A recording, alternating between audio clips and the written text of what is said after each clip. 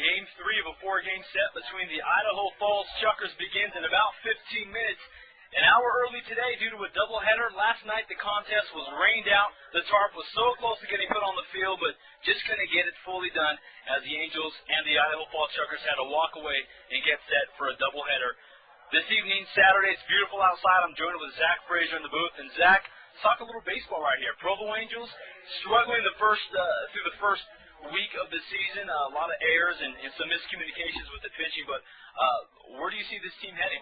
I think that they have a chance to do what every team here in Provo has done since we've had a team in this area, which is challenge for the Pioneer League Championship. We've seen flashes of brilliance. Andrew Toussaint's home run in Game 1 of this series.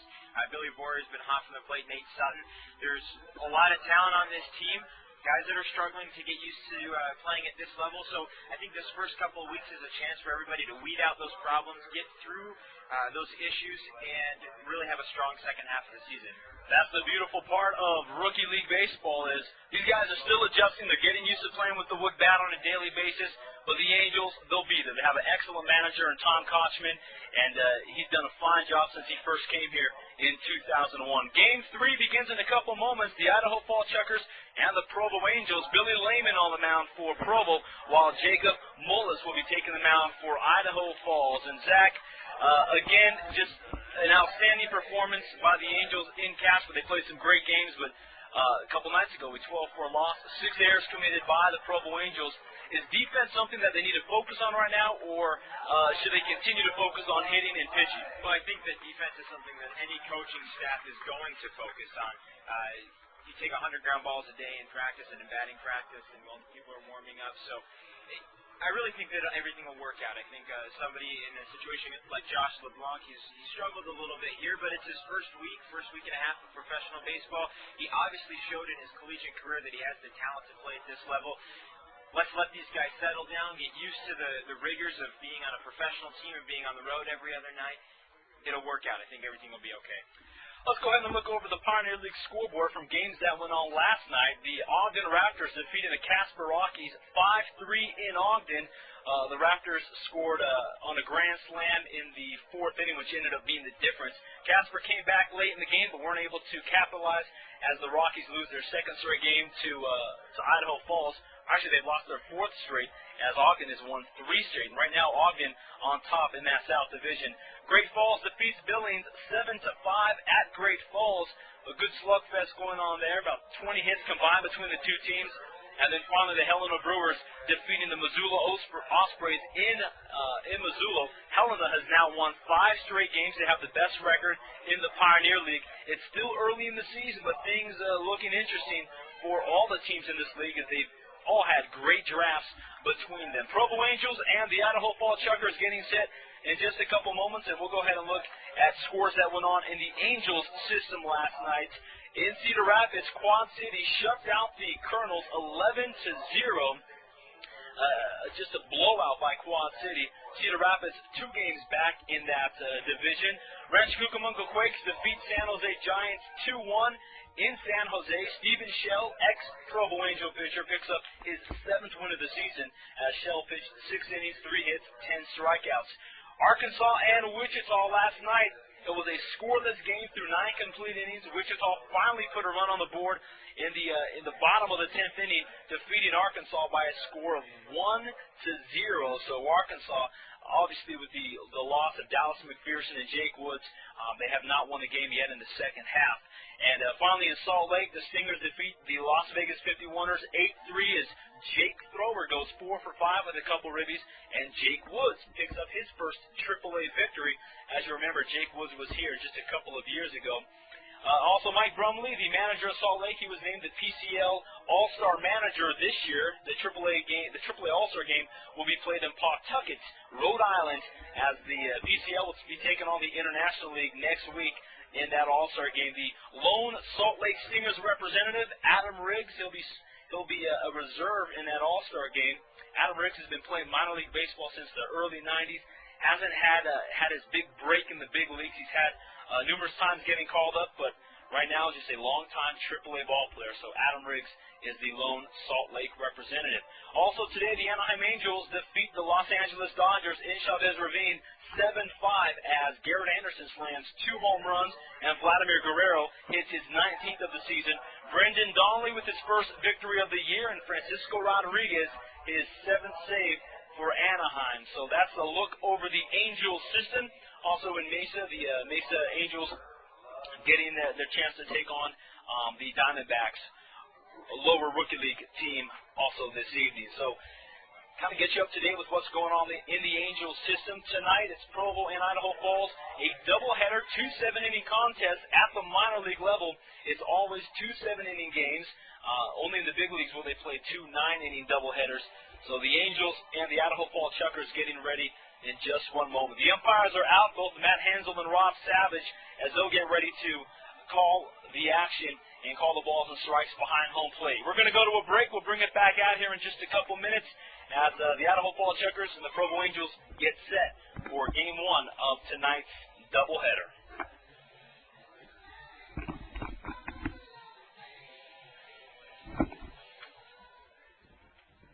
Now it's time to announce your Provo Angels starting lineup in tonight's Lion Bank Field of Dreams team. Spanish Sports, White Sox. In left field,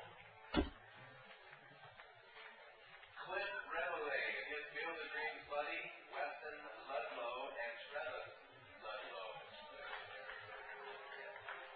In center field, Mike Hughes and his Field of Dreams buddy, Cameron Cope.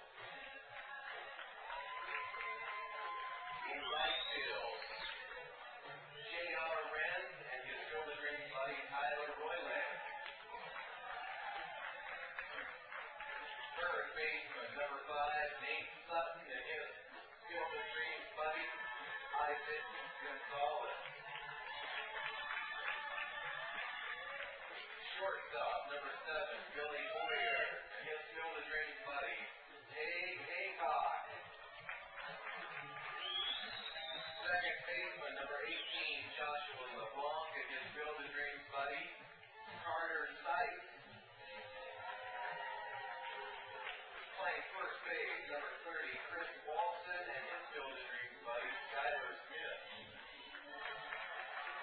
Catcher, number 26, Tim Duff and his Field of Dreams buddies, Ethan Silva and Tanner Schuler. And pitching tonight for your Provo Angels, number 20, Billy Layman, his Field of Dreams buddy, Colton. Again, the national anthem just getting ready to get presented as we focus our attention on tonight's national anthem. It's Game 1 of a scheduled doubleheader between Idaho Falls and the Provo Angels. So we'll take a break for another minute, and we'll bring it right back out here with tonight's starting lineups for both teams. You're listening to Angels Baseball here on SportsJuice.com.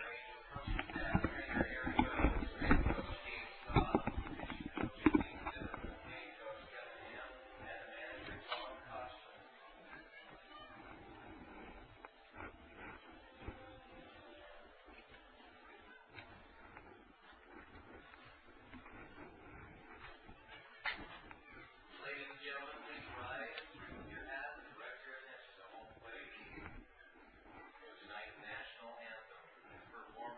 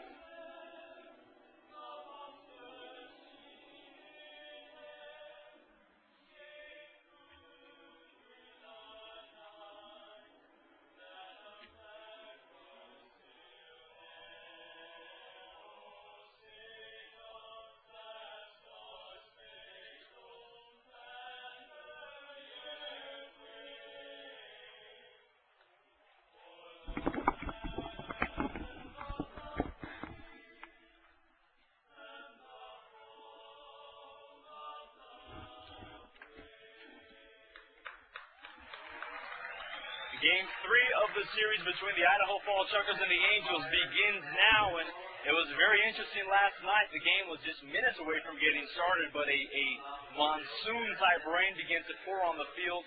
By the time the grounds crew had enough time to go out there and actually get the tarp all ready to go and fold, they were having difficult times because the rain was just coming down too strong, and it made it very difficult for the grounds crew to complete the pulling of the tarp, as half the field was left being drenched and the other half was covered. So they had to call last night's game. These things happen. It's happened before. It happens every year, but hopefully tonight we have no disturbances in the weather, even though when we look at weather.com, we'll see that there is some light rain to the south of us and to the east and west of us. So it'll be interesting to see if the rain is able to avoid us today in this contest. Let's go ahead and look at Idaho Falls' lineup for today. Geraldo Valentin will be leading things off. He'll be followed by Eddie Solis at second base. Alexander Bautista, the left fielder, will be hitting third. Billy Butler, 14th overall pick this year by the Royals, will be cleaning things up. Brian McFall in right field will be hitting fifth. Mario Lisson at shortstop, he's hitting sixth. Russell Brown at first base, he'll be batting seventh. Brad Hayes, the DH from Arkansas State, 15th rounder, he'll be hitting eighth. And Felipe Del Rosario will be catching and in that ninth spot, as the Idaho Falls Chukars will be opposed by Billy Layman, the right-hander. Billy Layman out of the University of Northern Florida put up some pretty good numbers. 7 wins, 3 losses. He was a relief pitcher, so obviously he did come in some situations where he could pick up the win. 59 strikeouts in 39 innings at the University of Northern Florida. So Layman on the mound, making his first start of the season as he's against the Idaho Falls Chukars, who just a couple nights ago played some pretty good ball against this Provo Angels team. Of course, the Angels committed 6 errors 2 nights ago. Idaho Falls eventually beat them by a score of 12-4. But tonight things are going to be different. Kochman has talked with his team. He sat down. They really focused on infield practice today. And also during BP, he got a lot of his infielders out there catching the ground balls. And something you don't see too often, but Kochman, an excellent manager, does a great job making sure this team does all that they can to be winners. So Valentin, Eddie Solis, and Alexander Bautista, the 1, 2, and 3 hitters for Idaho Falls. We'll give you the defensive alignment in just one moment. We thank you for listening here to Provo Angels Baseball on www.sportsjuice.com. We'd also like to thank a lot of our great sponsors who are here at the ballpark tonight. We'll give you that lift, and also throughout the game we'll get you updates with all the scores in the big leagues. We'll give you some trivia questions and a couple of other things. So Geraldo Valentin, batting from the right side, a free agent pickup by the Royals. Last year, a .352 hitter in Arizona. He was in the Arizona League for the Royals. Billy Layman set, and the first pitch will be high and inside. 1-0. Matt Hensel, the home plate umpire. Rob Savage doing the umpiring down the first base line. Layman, a 7th-round draft pick by the Angels. Next pitch, that one will be high to Valentin. 2 balls, no strikes. Game 1 of a scheduled doubleheader tonight. Of course, we have disturbances to the south of Utah County as weather is heading this direction, but we'll wait and see if it passes through us. 2-0, or passes by us, I should say. Valentin takes a strike down the middle, 2-1. Defensively for the Angels, Tim Duff behind the plate, Chris Walson at first, Joshua LeBlanc at second, Billy Boyer at short, and then Nate Sutton at third base. Cliff Remele in left, Michael Hughes in center, and J.R. Renz in right field. Valentin swings through a fastball.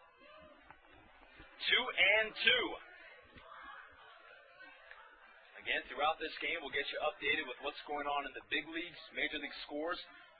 Also, read off a lot of neat information for you that has to do with the Angels. 2 balls, 2 strikes. Tim Duff giving the sign, and Layman's pitch will be fouled back to keep things even at 2-2. Asnar Family Chiropractic here at the ballpark tonight, giving out free massages. So throughout the game, you'll get to know a little more about them, and they'll be here 10 times throughout the season. So come out to the ballpark, get a free massage. We'll give you those dates in a moment. The 2-2 pitch, foul back again.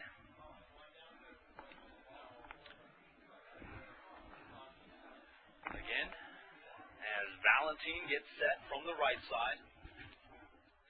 Helena Brewers, they've won 5 straight games in the North Division. They've been playing some pretty good baseball. The Angels are going to have their hands full. The Brewers, obviously, with a very good farm system. 2-2 to Valentine. He'll swing through the pitch, and that is out number 1 as Layman gets the K to open up the game. Eddie Solis now digs in from San Diego, California.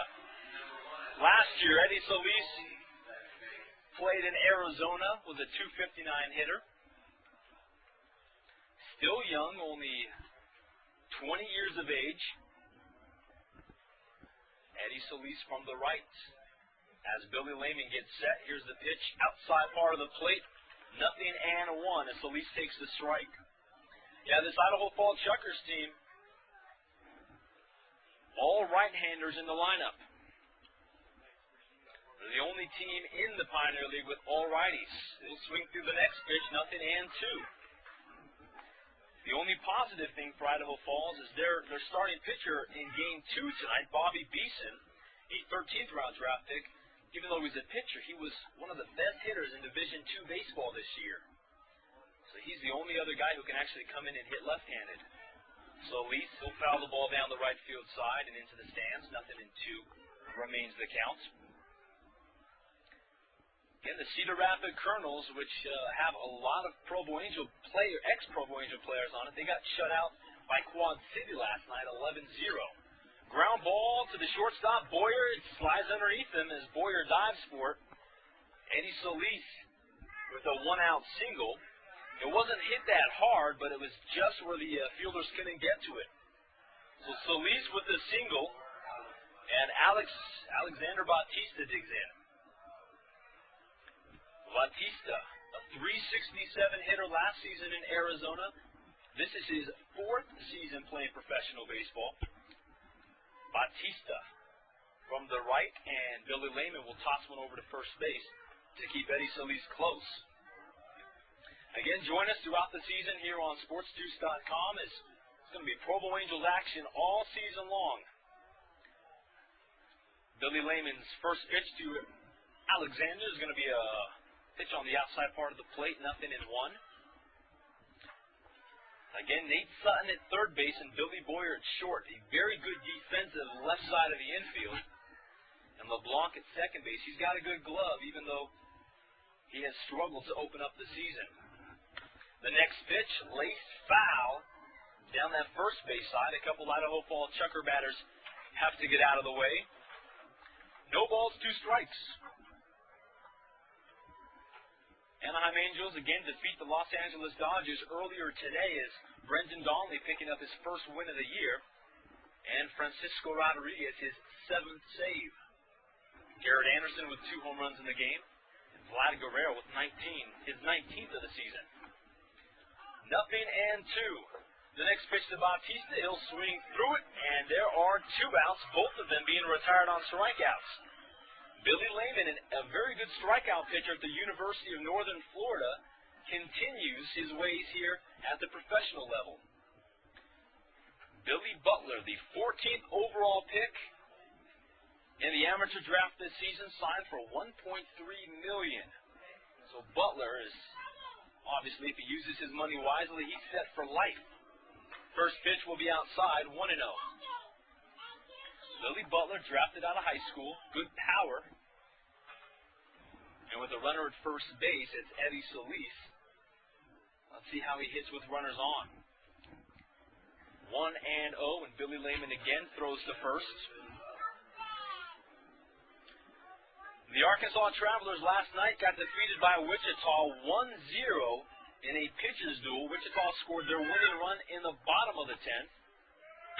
Line drive, base hit into left field. Solis will have to stop at second base as it was hit so sharply. He's unable to get any further. So Butler, a 2-out single. Runners at first and second.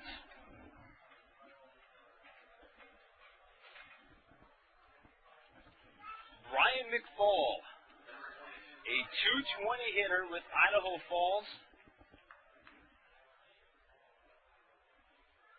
Batting from the right side. And Billy Layman with 2 men on base right now. Looks towards second, comes home with the pitch. Just outside, 1-0. Brian McFall last season played in Arizona. A lot of these Idaho Falls Chucker guys are slowly making their way up through the Royal system. Last year he was in Mesa. This year in Idaho Falls, maybe next year in Wilmington. The 1-0. Inside, quick snap throw to first by Tim Duff, the catcher, but Butler gets back safely. 2 balls and no strikes. The sun is shining right now on the field, but weather is coming our way as there's light rain down south of Utah County and over the West Mountains. So we'll see if that plays an effect in today's contest. 2 balls, no strikes. Butler throwing it high and outside, 3-0. So Billy Layman trying to force McFall to chase an outside pitch. And McFall with a good eye doesn't do that, and now it's a 3-0 count. 2 men on base, 2 outs, top of the first. Game 1 of the doubleheader. Outside strike. McFall now has a 3-1 count against him. We'd like to thank a lot of our sponsors who have made Provo Angels baseball possible here in the 2004 season. Barber Brothers, Monarch Honda, Provo City Power, Canyon Park Technology Center, New Ways International, Provo Marriott, Zions Bank, Out and Back. The list goes on and on. 3-1. McFall waiting, and the pitch will be low and outside, so McFall heads over to first base with a 2-out walk. That loads the bases as Eddie Solis at third, Billy Butler at second, and Brian McFall at first. Mario Leeson digs in. .290 hitter last season. So far this year, Mario 3 for 13. But with the bases loaded, obviously Layman has to throw effectively here. Strike over the plate, nothing in 1. Nowhere to put the runner early in this contest. Billy Layman, who started against Casper, but only pitched 1 inning, gave up 2 hits, couple runs. This is his second appearance of the season, second start of the season. Mario Leeson from the right. Here it is. High fly ball. Left fielder, Cliff Remele. And now it's going to be the shortstop, Billy Boyer, who will go out into shallow left to end the inning. So Idaho Falls leaves the bases surrounded, and Billy Layman gets out of the jam. We head to the bottom of the first. No score, and the Provo Angels coming up.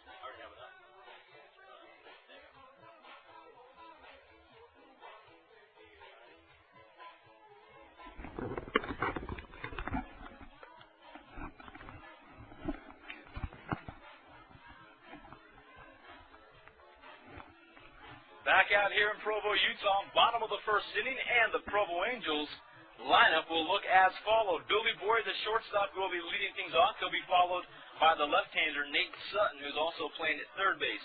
Ben Johnson, the DH, will be hitting third. Michael Hughes in center field will be batting fourth. Cliff Remele, the left fielder, will be in the 5 spot, and Tim Duff, catching, will be batting sixth. J.R. Renz in right field. He's a switch hitter. He'll be batting seventh. Joshua LeBlanc at second base, batting 8th, and Chris Walston, the first baseman, will be finishing things off down in that 9 spot. The Angels will be taking on Jacob Mullis. Last year, a 15th round draft pick by the Kansas City Royals. Mullis, pretty good numbers in Arizona last year. 63 innings pitched. He walked only 7 batters and struck out 57. So a very good strikeout to walk ratio by the right-hander, Jacob Mullis. First pitch to Boyer, it'll be outside, 1-0. Billy Boyer currently hitting .331 with the Angels. Last year, nearly hit .300 in Arizona. The 1-0 pitch will be right down the middle to even things up at 1-1. Boyer, a 19th round draft pick out of Arkansas. Next pitch, foul ball, 1-2. Actually, wait, where did Billy Boyer go? Washington. Draft pick out of Washington. He's from our assistant general manager, Ryan Pace's neck of the woods. No, he's from Oregon. Oregon and Washington, they're the same state to me. A ball and 2 strikes. Boyer, ground ball, fair down the first base side, and fielding it cleanly is Russell Brown, who flips to Jacob Mullis, who covers first base, and Boyer is out number 1. Defensively for Idaho Falls, Felipe Del Rosario catching, Russell Brown at first, Eddie Solis at second, Mario Leeson at short, and Billy Butler will be playing third base. Alexander Bautista in left, Geraldo Valentin in center field, and Brian McFall in right. Nate Sutton from the left in the first pitch will be outside, 1-0. Nate Sutton, a .500 hitter with the Provo Angels to open up this season. Obviously, he hasn't played in every game for Provo, but he's swinging a good bat, plays good defense. The 1-0 pitch, again outside, 2-0.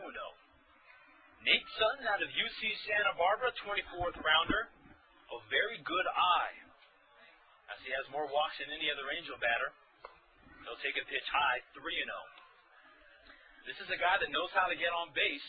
At UC Santa Barbara, he scored 71 runs in 52 games. And even though he was a .290 hitter at UC Santa Barbara, he made things happen, stealing 30 bases. The 3-0 pitch, right down the middle, 3-1. And he's done a great job here in his first week as a professional for the Angels. 3-1. And again, it'll be on the outside part. Good breaking ball by Jacob Mullis. So full count to Nate Sutton. Bottom of the first inning, no score. It's game 1 of tonight's doubleheader. Mullis with the pitch, and it's going to be a line drive base hit into left field. So Nate Sutton going the opposite way right there as he stayed back on the pitch and singles as Nate continues his hot hitting. Ben Johnson makes his way in. Johnson, a switch hitter out of the University of Washington. A pretty good power hitting catcher at the U of Washington. Washington had 8 home runs, and not too many times do you see a catcher hitting that many taters, but Johnson did so. Switch hitter from the left right now, ground ball. Good play by the first baseman, Russell Brown, as he backhands it, falling down. He'll take it at first base, but Nate Sutton will advance to second. So Ben Johnson is out number 2. Sutton now in scoring position, and Michael Hughes makes his way in. And Michael Hughes, a free agent pickup by Provo. He's 2 for 20 to open up the season. But this guy swings a very good bat. If you're to take all the Angel players and look at their collegiate numbers, Michael Hughes and a couple other guys have the most dominating numbers on that list. Hughes, a right-hander. Jacob Mullis getting set, and it'll be outside, 1-0. Michael Hughes with 8 triples, 13 home runs, 64 RBIs at the University of Illinois, Chicago. A right-hander, bent knees, a slightly crouched stance, and Sutton is at second base on his toes. Here's the pitch to Hughes, breaking ball but inside, 2 balls, no strikes.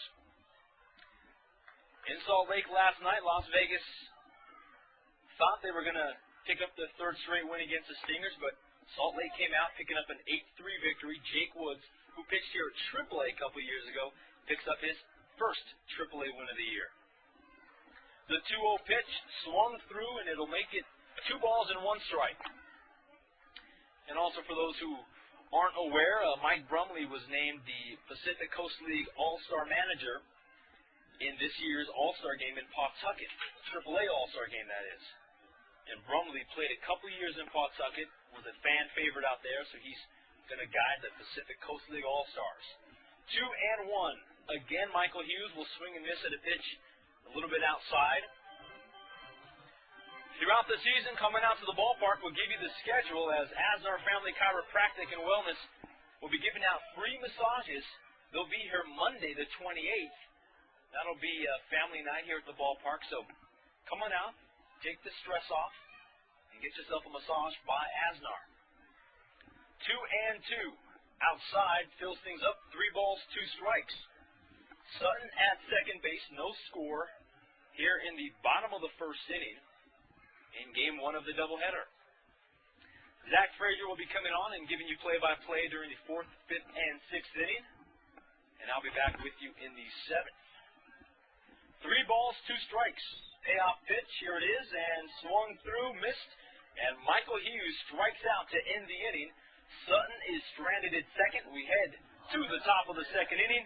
Idaho Falls Provo Angels scoreless with the Chukars coming up.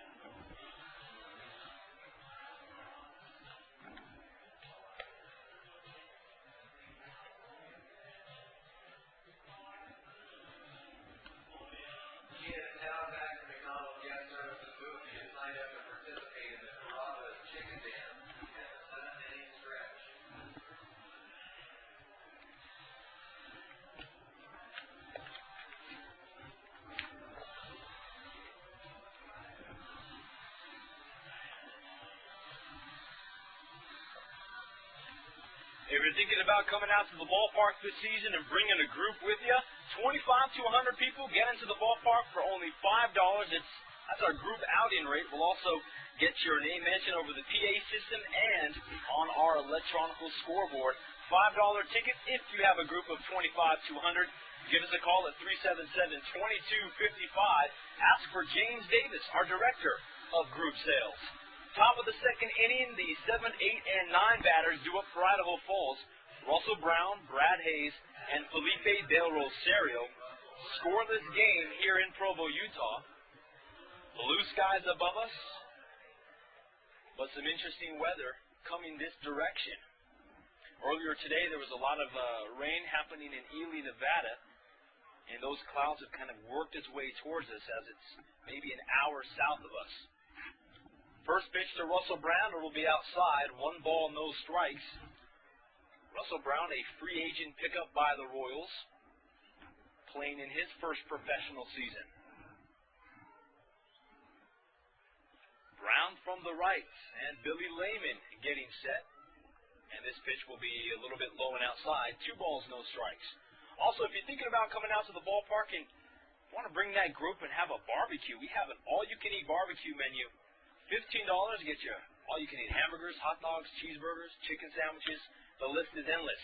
Ground ball, 1 hopper to Nate Sutton at third. Strong throw to first base to finish off Russell Brown for out number 1. Nate Sutton, a pretty good third baseman. If he's not charging in on baseballs or making barehanded throws, he's making diving plays at third. 1 out, and it's Brad Hayes working his way in. But again, if you're thinking about doing the all-you-can-eat barbecue, $15 a head, that gets you into the ballpark and the all-you-can-eat food. Your group of 25 or more. James Davis at 377-2255. Brad Hayes taking a strike down the middle. A 15th round draft pick out of Arkansas State.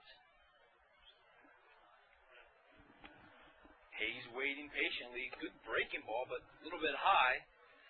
Billy Layman tried getting a a lot of torque on that. For those 12-6 curveballs that didn't necessarily go 12-6.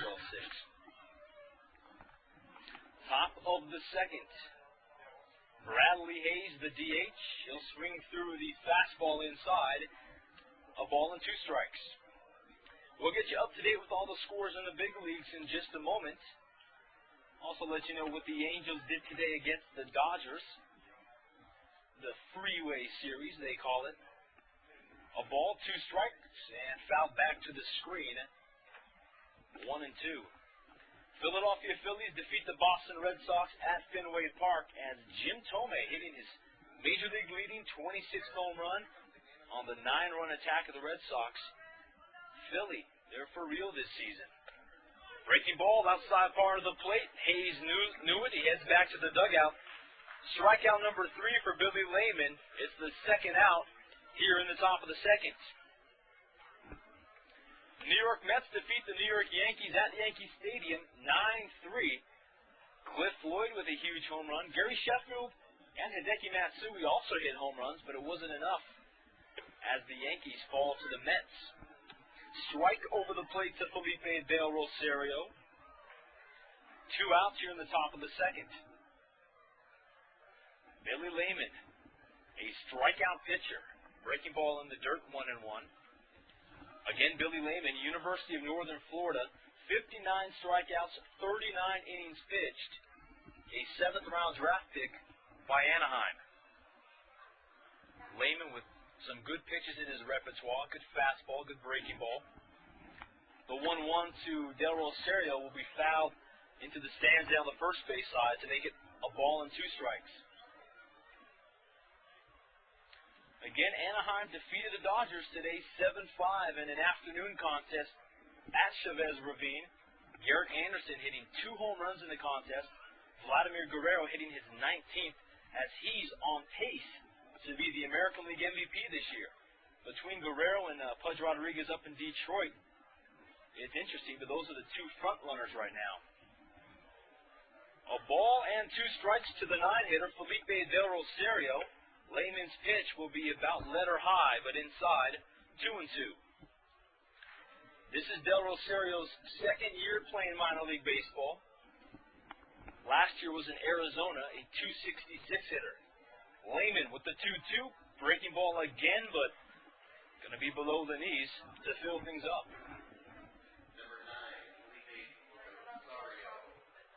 Felipe with a full count against him, 3 balls, 2 strikes, 2 outs. Top of the second, no score. Layman gets the sign from Tim Duff, a fastball outside, and that's a way to set the batter up. Strikes out Del Rosario. We head to the bottom of the second, no score, and the Provo Angels coming up. Family Adventure Stores backs up the contest. Tonight's contestants are red, Tyler Allred, white, Eldon Lapadilla, and blue, Tommy Adams. The contestant who gets the red fully stuffed first will win a hydration pack or a gift certificate from Halifax. Making a little more interesting, Charlie has been told that there's a juicy poem in front of him. Trying to get to it. All right. Are we ready? Set. Go!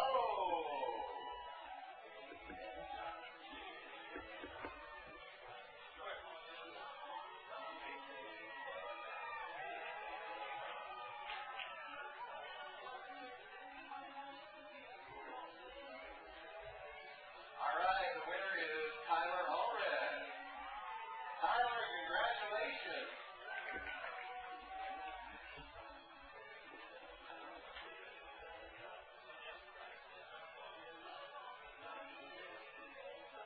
Okay, kids, head on back to the McDonald's guest services booth to get signed up to participate in the Carrabba's Chicken Dance and the 7-inning stretch.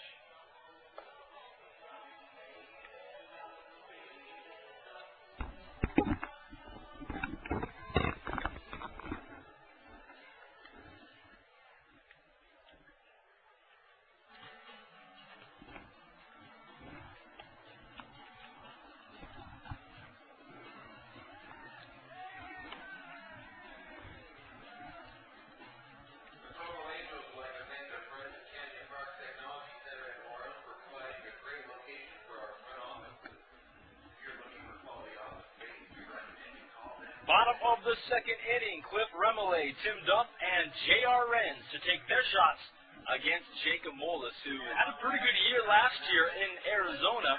He had 13 starts, 7 walks in 63 innings pitched, and he had 57 strikeouts to go along with it. So Mullis, clearly very good control of his pitches. He's able to paint the corner, and let's see how the Provo Angels do against him as Cliff Remillé, the 11th round draft pick out of Georgia Tech, digs in. Currently, Remillé hitting .364. He'll take a ball outside, 1-0. Well, Remillé put up some very good numbers at Georgia Tech, and he's played pretty good baseball with the Angels so far. He'll take a strike down the middle, 1-1. Tim Duff in the on-deck circle. He'll be followed by J.R. Renz. Scoreless game. And this pitch, it'll be outside as Mullis trying to force Remillé to chase something away.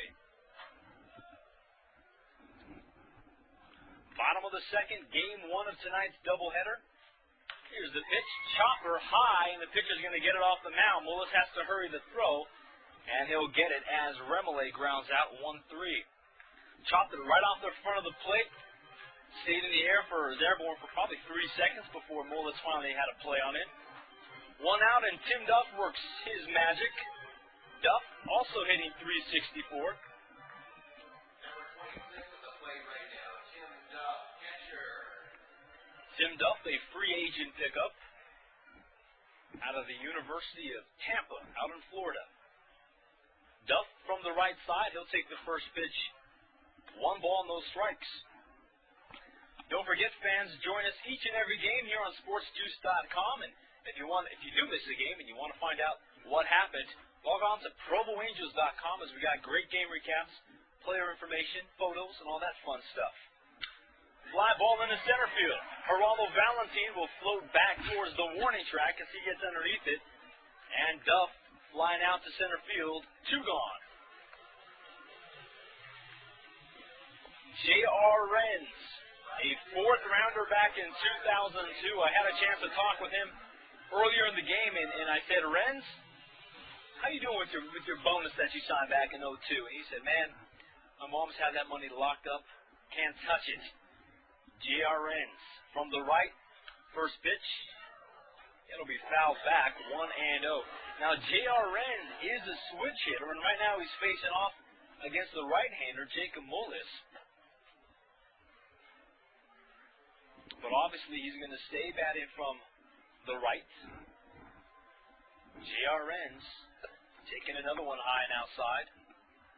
1 ball, 1 strike. J.R. Renz only has 5 hits this season, but 4 of them have been huge line drive doubles, bringing home many, many runs. Breaking ball, again, outside part of the plate, 1-2. Jacob Mullis with 2 outs on the board, bottom of the second, faces off against a hot prospect. The 1-2 pitch inside, 2-2. Game 1 of a scheduled doubleheader. Tomorrow will be an off day for the Angels before they take on the Ogden Raptors Monday, Tuesday, and Wednesday. So come out to the ballpark and enjoy those games. J.R. Renz with a shot down the left field line. Is it fair? And no, it's off the wall. Barely foul. J.R. Renz, a good piece of hitting as he pulled it, but just pulled a little too far. So it keeps the count at 2 balls and 2 strikes here in the bottom of the second. 2s across the board. Renz was trying to pick up his 5th double on the season. Renz waiting. And Jacob Mullis getting set, swung on and missed. That'll end the inning. 1, 2, 3 go the Angels. We head to the top of the 3rd. Idaho Falls and Provo scoreless. You're listening to SportsJuice.com, home for your Provo Angels.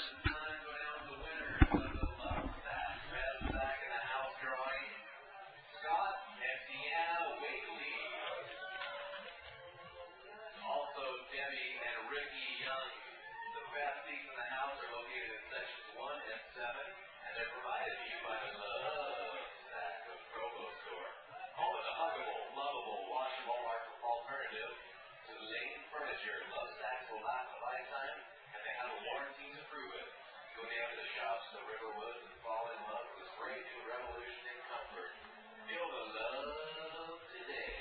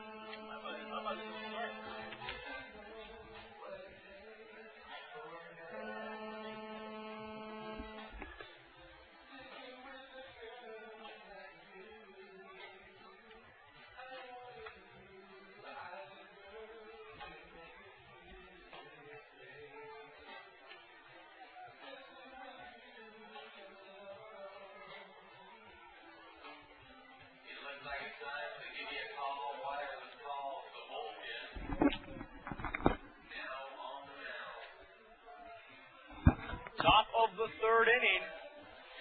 New pitcher on the mound for Provo, Carl Jelena. He'll be taking on the 1, 2, and 3 hitters for the Idaho Fall Chukars. Hey, fans, don't forget, throughout the summer, hot Provo Angel baseball games go on. We got a lot of great events that go on the field. Dizzy bat race, throw for the dough, stuffing bag contest, trivia questions, even a glazy donut on a string eating contest. So if you're thinking about coming out and having a great time with the family, Provo Angels baseball is the place to be. Give us a call at 377-2255 and we'll hook you up with some great group rates. Geraldo Valentin struck out in the first inning after staying alive and fouling off a number of pitches. Carl Jelena from Canada. He gets set. First pitch will be outside. 1 ball and no strikes. Geraldo Valentin, a .352 hitter last year, had some huge hits just a couple nights ago against Provo in that 12-4 loss. And the ball will be fouled off the inside part of his bat, 1-1. Valentin came in as a pinch hitter a couple nights ago and had himself a triple, a double, a good athlete. And this is a guy who was a free agent pickup. The 1-1 pitch, inside, 2 balls and 1 strike. Carl Jelena played with the Mesa Angels last season, a 47th round draft pick 2 years ago. And the next pitch will be outside, 3-1.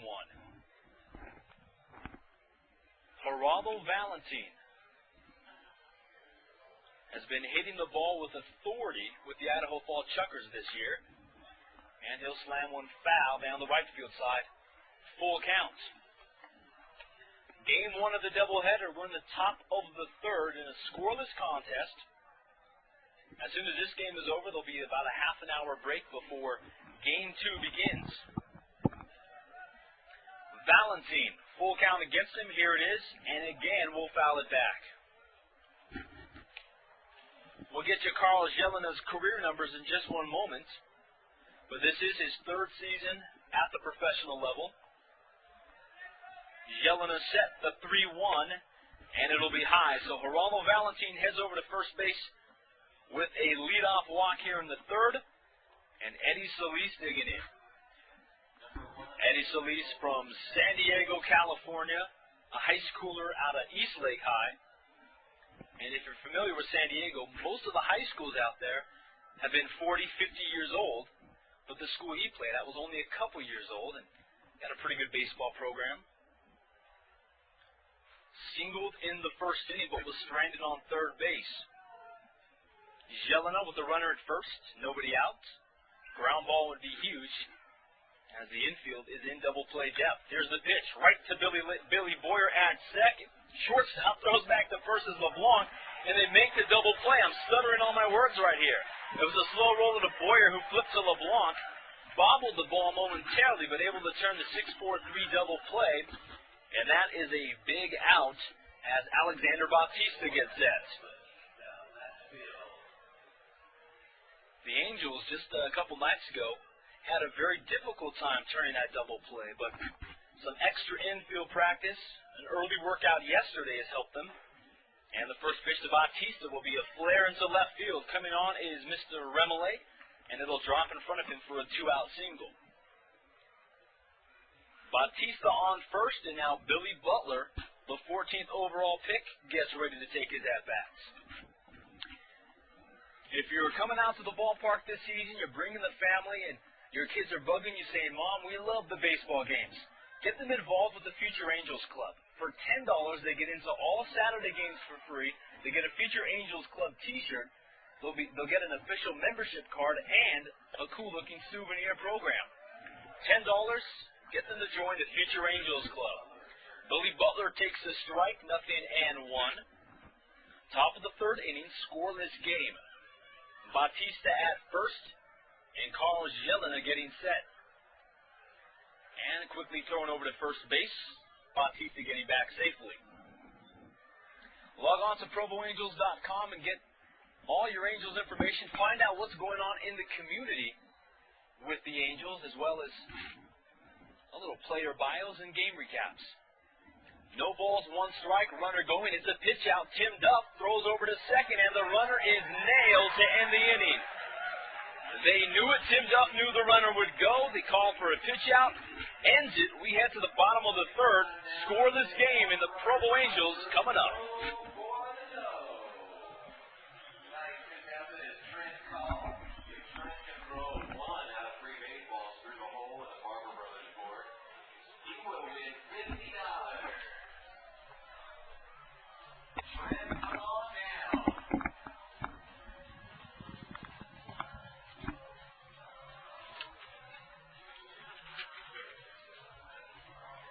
Remember, folks, tonight and every night we will be playing many fun and exciting contests which will require contestants from the crowd.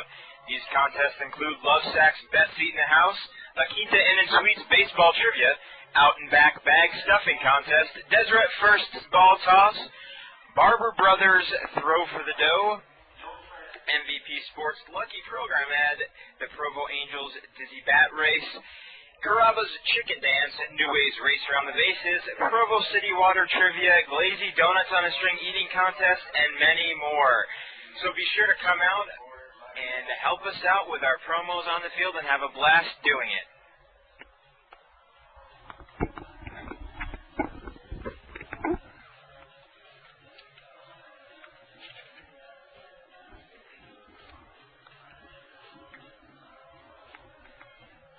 Back out here at Larry H. Miller Field, game 1 of tonight's scheduled doubleheader. Joshua LeBlanc, Chris Walson, and Billy Boyer taking their shots against Jacob Mullis, as you heard Zach Frazier mentioning some of the events we have going on at the ballpark this season. A lot of good events, contests, a lot of great sponsorships this year. And if you're thinking about doing some sponsoring with the Provo Angels, it's not too late. We still have opportunities for you to bring your company to the ballpark, set up a booth, hand out information to fans, and also get some PA announcements. Get these baseball fans to hear a little more about your company. Give me a call at 735-5496, and we'll get you set up for some advertising with the Provo Angels. Bottom of the third, Joshua LeBlanc from the left side. 2 for 14 to start off the season. LeBlanc, the 6th round draft pick out of Southern A&M by the Angels. From the left side, and the first pitch he'll take is outside for a ball, 1-0. Joshua LeBlanc has struggled defensively, but this is his first time playing on a daily basis against guys who are the best of the best in high school and college. He fouls one back, 1-1. But the Angels obviously saw something in LeBlanc to draft him 6th in the 6th round. He will continue to work hard. He'll continue to do everything that Kochman and the rest of them ask him to. 1-1, here's the pitch, and he'll get a piece of it, but foul it, 1 ball and 2 strikes.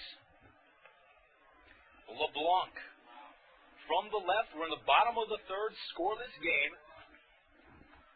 Jacob Mullis working his 3rd inning. This is his 2nd start on the season, as he made his first start of the season against Ogden. LeBlanc 2 strikes against him. Mullis getting set. Here it is. Ground ball to the second baseman. Eddie Solis coming up. He'll throw over to first base. LeBlanc hustling down the line. But that'll be the first out of the inning. 4-3.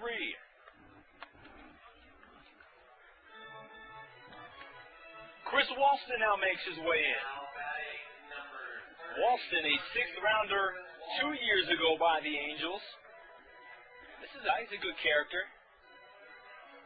Walston, however, is 0 for 13 to start off his 2004 Pioneer League season. Walston will take a breaking pitch inside, 0-1. Chris Walston, one of the tallest players on the team, as he stands at 6'6". Only Mitch Arnold is taller.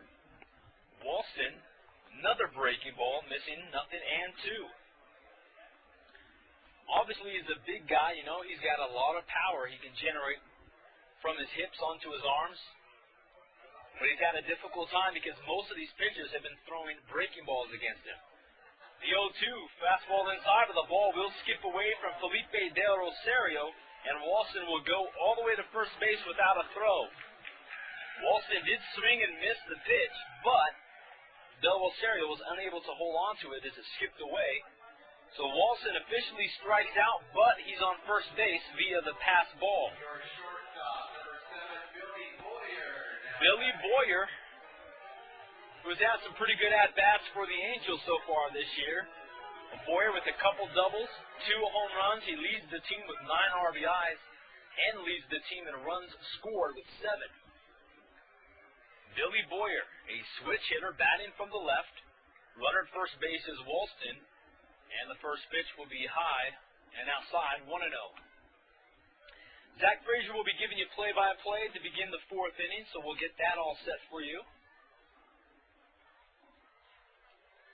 The 1-0 pitch to Boyer. Over the plate, 1-1. We'll give you some more finals in just one moment. After this 1-1 pitch to Boyer, Jacob Mullis with the runner at first base. Not necessarily worrying about that runner, and this pitch will be inside.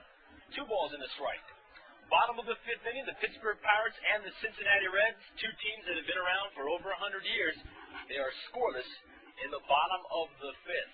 Chicago Cubs losing to the Chicago White Sox. Zach Comiskey, 6-3.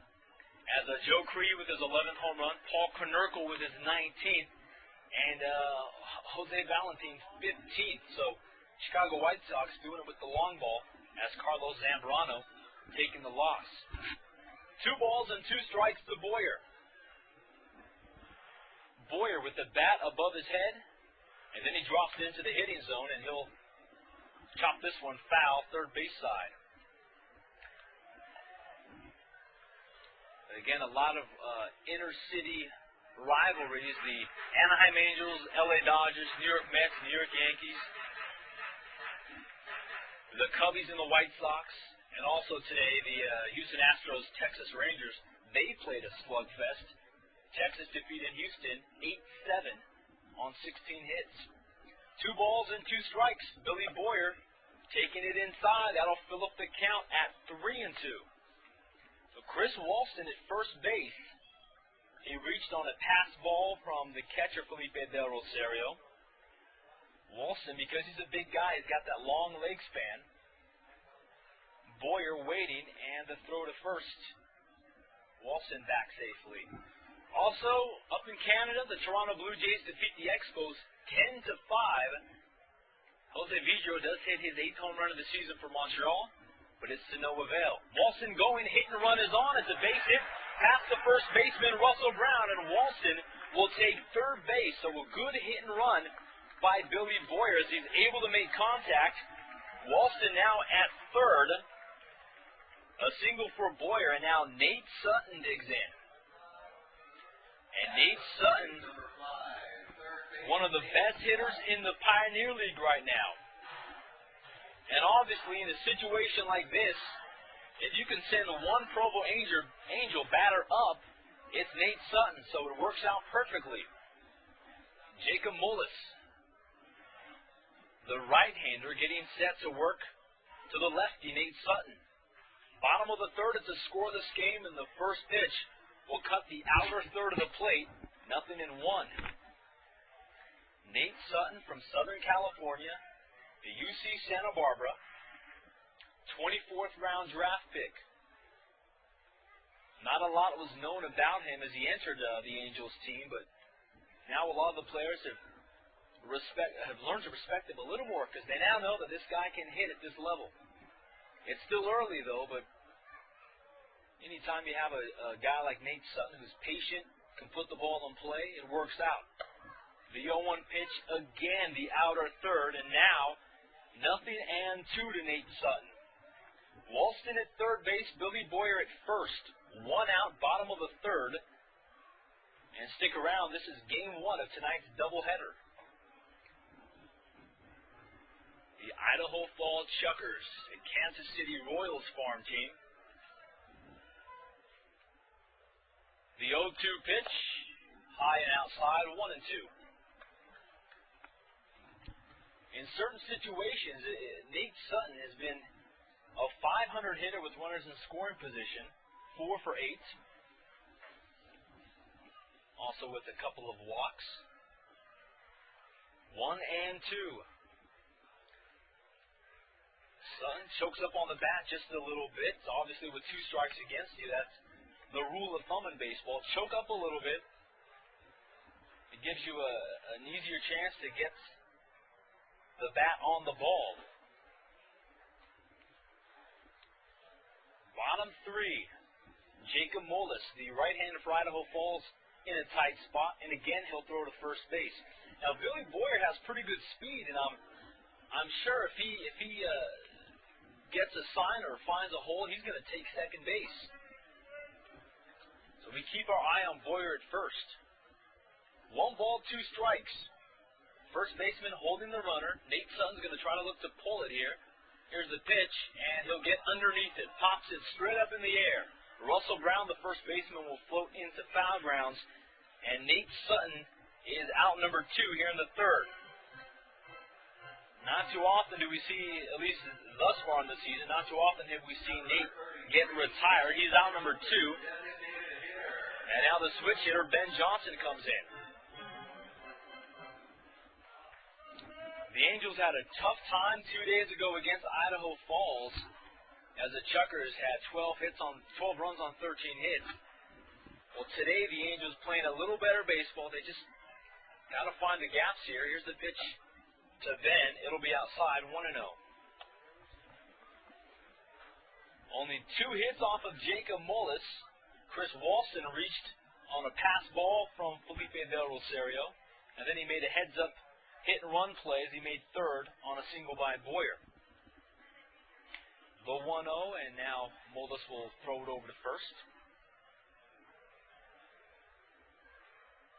A couple other finals today. The Atlanta Braves shut out the Baltimore Orioles 5-0 in Baltimore, despite the Orioles collecting 10 hits. Russell Ortiz with his 7th win. Rodrigo Lopez suffering the loss, and John Smoltz his 12th save on the year. Also, middle of the 8th inning, Tampa Bay and Florida. It's a 1-run game as the Devil Rays are on top 5-4. Breaking pitch over the plate to Ben. 1 ball, 1 strike. Ben Johnson out of the University of Washington. He's been a cleanup hitter for most of his career, and even though he's a catcher, he's always been in that cleanup spot, despite not really being a power hitter in high school or his first 2 years at college. But he really turned things on this season with the University of Washington. Kochman likes how he plays, and that's why he's a 3 or 4 hitter. 1 ball, 1 strike. Mullis delivers inside, 2 balls and a strike. In fact, I remember Ben Johnson. I played against him his freshman year when I was at San Diego State. We played in the California Classic, where we basically invited teams from the Northwest down to participate. Johnson again steps out of the box. Walston at third. Boyer at first, 2 outs, and Mullis again throwing to first. And this could be a good thing for Ben Johnson because the pitcher is pretty focused on that runner at first. And sometimes guys might forget what they threw and make a mistake. Breaking ball, that's no mistake pitch as it goes right over the plate. 2-2.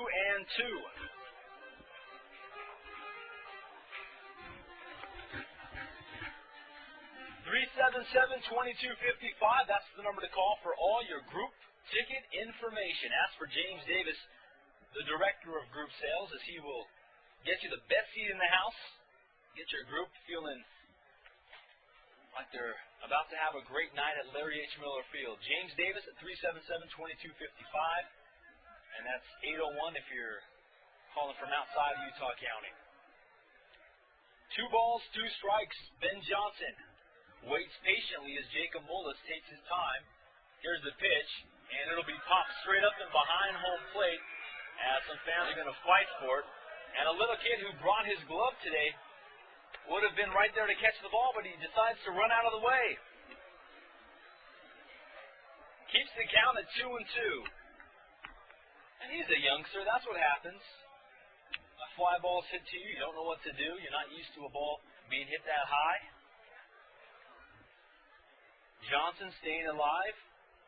Mullis set. The next pitch, high fly ball into right field. Brian McFall has to go back. It's elevated. McFall now adjusting for the wind, and he'll make the play at the warning track. So Ben Johnson giving it a ride, but it's not enough. The Angels strand 2 runners. We head to the top of the 4th. We'll be back to score this game here at Larry H. Miller Field.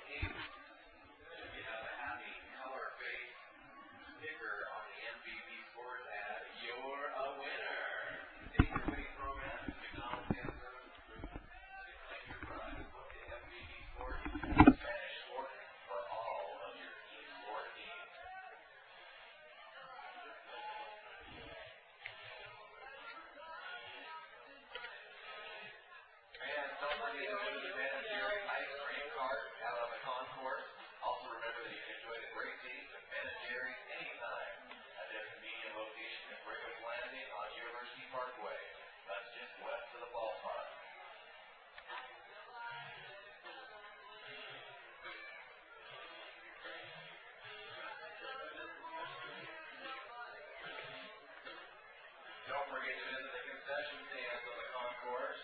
There you'll find fresh, high-scoring, soft pretzels made by Pennsylvania. Head back and get yours right now.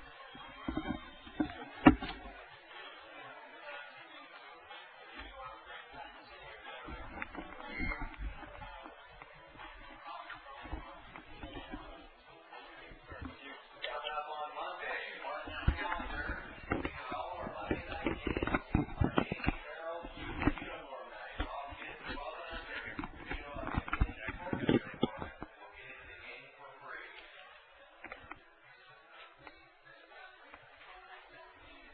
Frazier on the mic here, back at Larry H. Miller Field in Provo. We are at top of 4.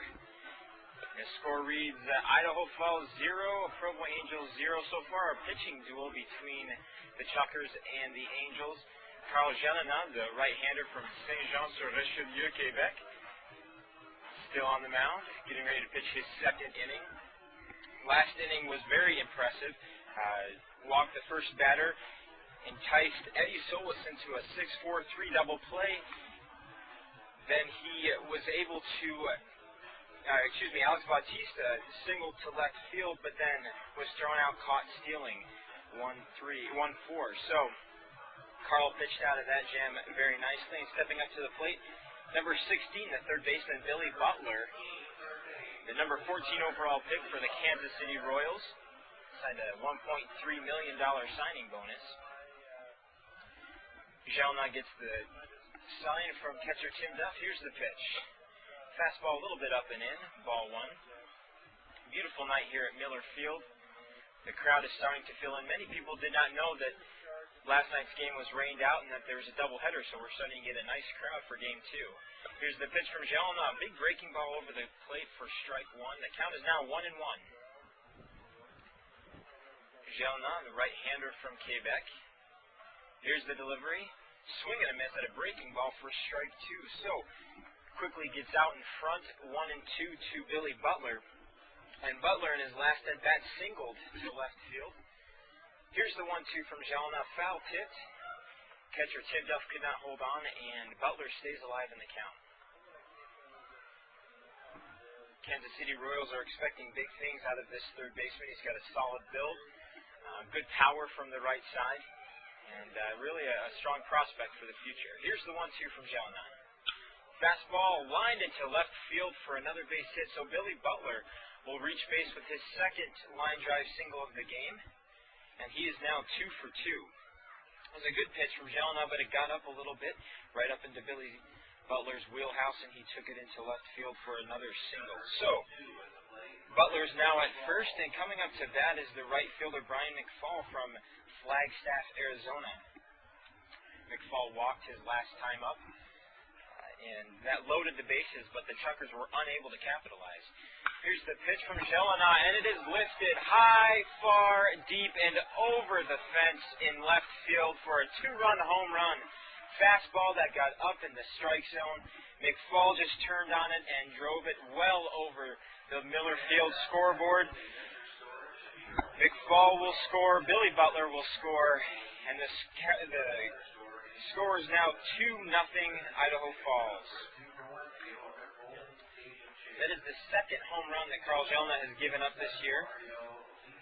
And it was a pitch that I don't think that he wanted to get up that high. It was a belt-high fastball, and it looked like batting practice.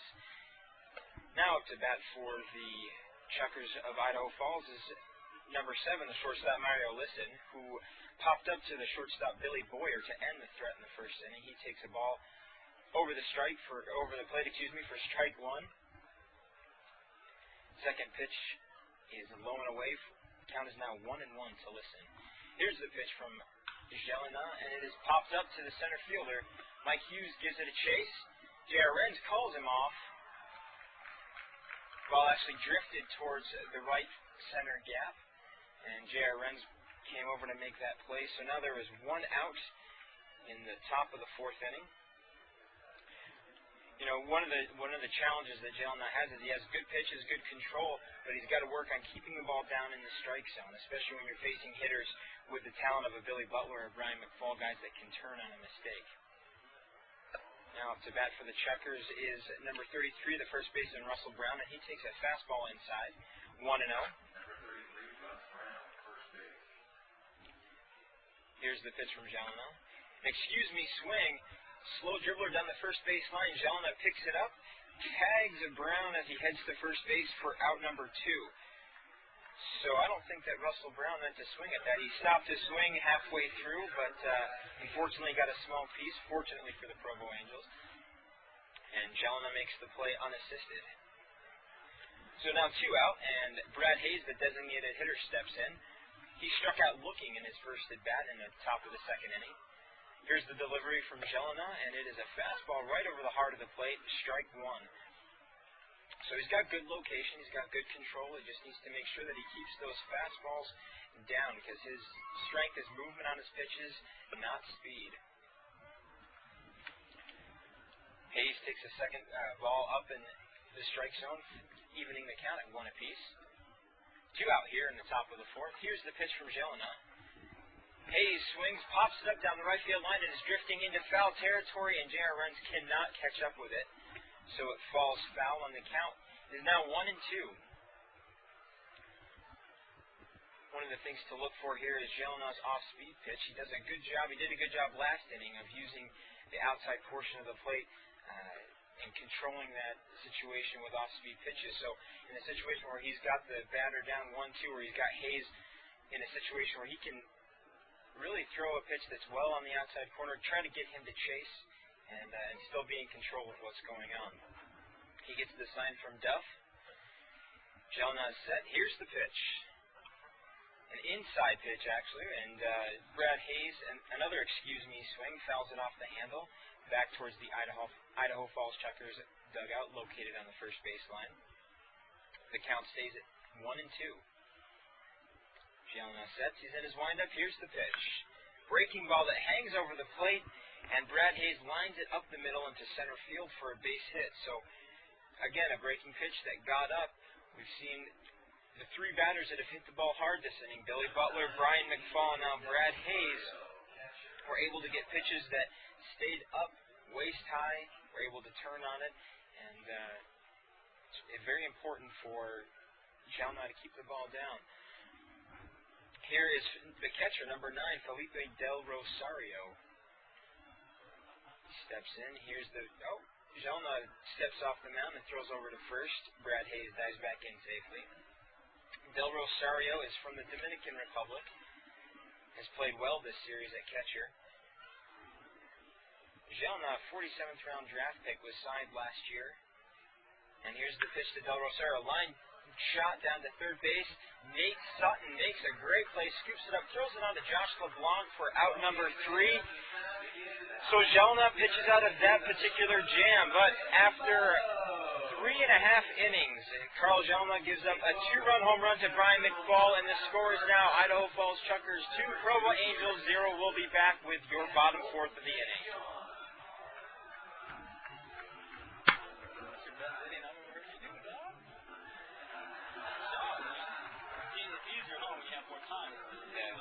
But this is still a lot faster than Major League Baseball right here. You look for what he did. I kept 5-3. This CD that I have in here, this one will be yours. All your play-by-play. When it's lined up, we'll line it and take it out. So you can listen to it and kind of critique yourself. So what I'm doing right here is I'm just keeping this internet going. You know what I mean? Because sometimes it stays idle for like 20, 25 minutes and it turns off.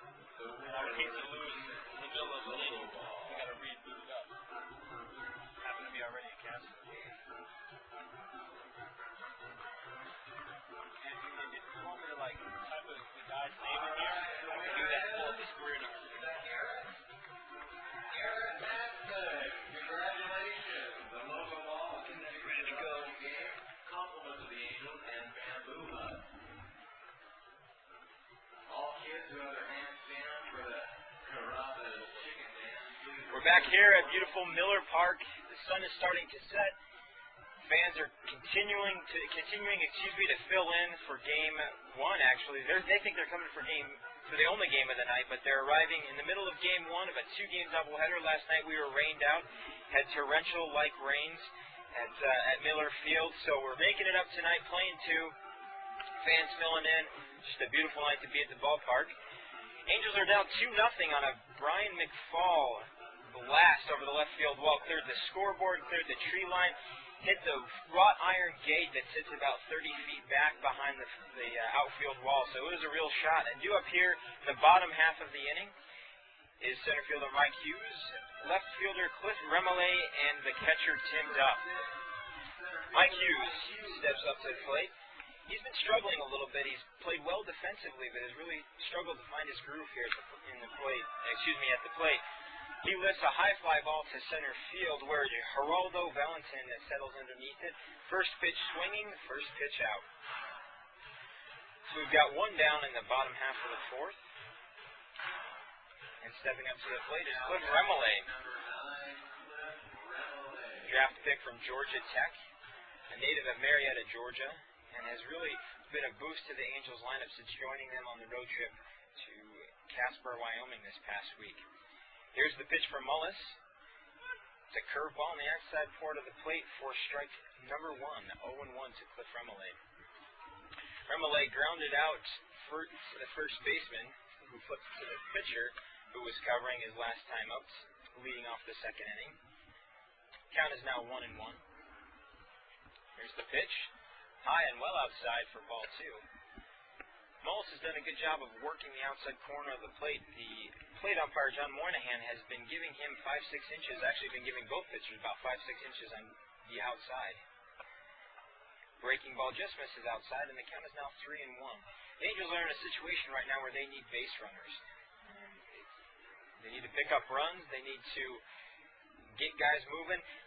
Once they get on base, then we need to start to take advantage of those situations. And the pitch from Mullis is high and outside for ball 4, so Remele does just that. He gets on base, providing The Angels an opportunity to score some runs here, and Tim Duff comes up to the plate representing the tying run.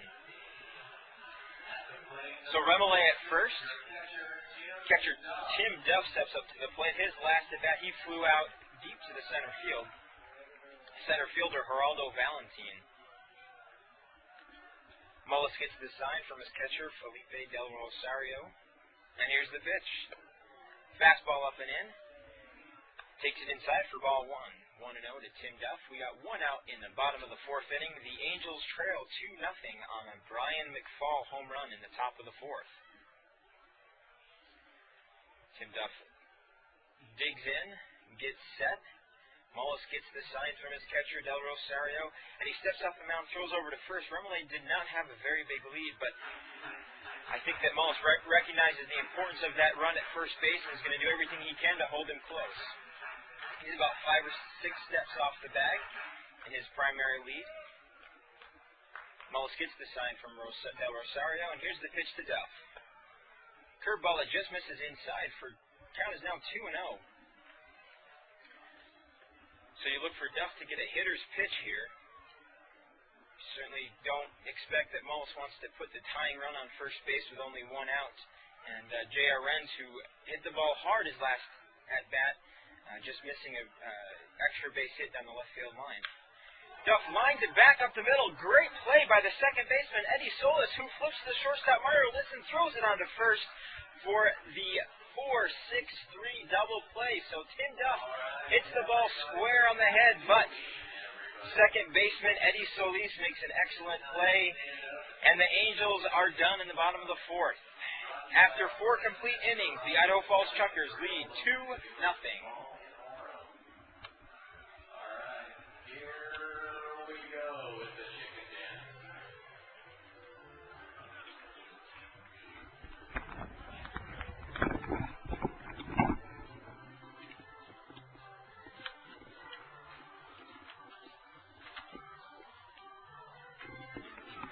Your family outdoor adventure store should be your source for sleeping bags, tents, backpacks, hydration systems, boots, sandals, socks, outdoor clothes, lightning stoves. The list goes on and on. As Back, your family outdoor adventure store will give you all the products you need. They feature the newest and finest products from such leading suppliers as Mountain Hardware, Marmot, Sierra Designs, Gregory, Osprey, Chaco's, MSR, and Smartwell.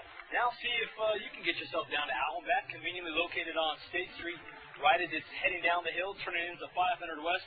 Look for Back, your source for outdoor adventure. Now back to Zach Frazier for all the play-by-play action here on SportsJuice.com.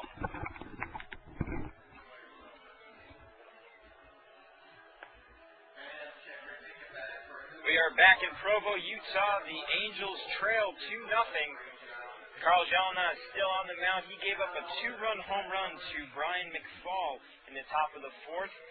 Looks like Tom Kotzman is going to give him the opportunity to pitch, get a little bit more experience, and to see how he bounces back after a tough top of the fourth. Leading off the inning for the Chukars will be the center fielder, Geraldo Valentin, followed by the second baseman, Eddie Solis, and the left fielder, Alex Bautista.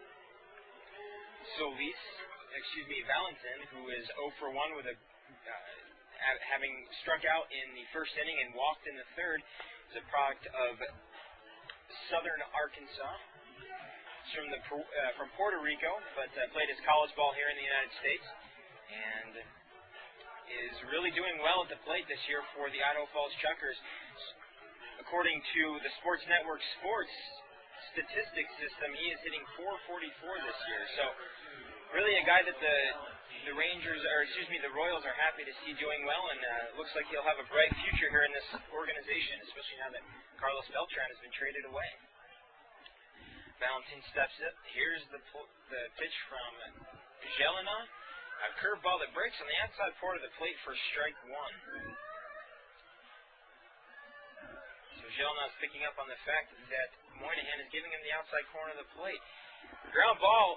Boyer makes a great play, but his arm is not strong enough to throw out Geraldo Valentin. Ground ball that got by, hit hard coming out of the box, got by the third baseman Nate Sutton and died as soon as it hit the infield grass. The infield dirt.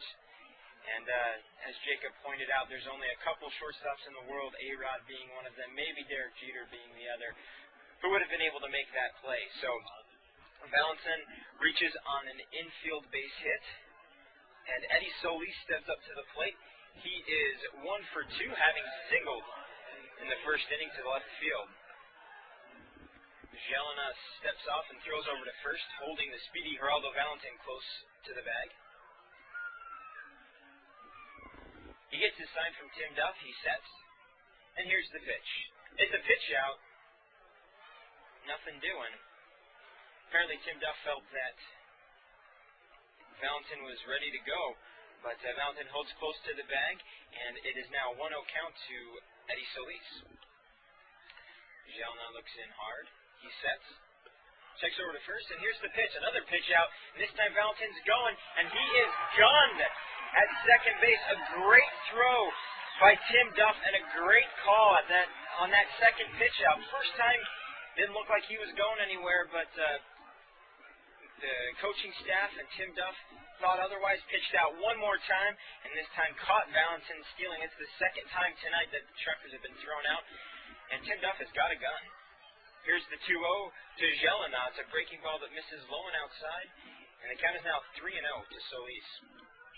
So a great job. Those are the things that you want to see at this level as a catcher. Develop the ability to recognize when to throw a pitch out. Here's the 3-0 from Jelena, and Solis takes a fastball right down the heart of the plate for strike 1. An impressive play by the catcher, and Josh LeBlanc did a great job covering the bag. Here's the 3-1, and it's popped up into right field. J.R. Renz settles underneath it and catches it for out number 2. So, looks like Tim Duff's play throwing out leadoff hitter Geraldo Valentin is going to be a big one, because now instead of runners on and only 1 out, the left fielder Alex Bautista steps to the bag with nobody on and 2 outs, and Jelena has an opportunity to get out of another potentially tough inning. Here's the pitch from Jelena. It is fouled off the right field side and out of play, out of the stadium by Alex Bautista.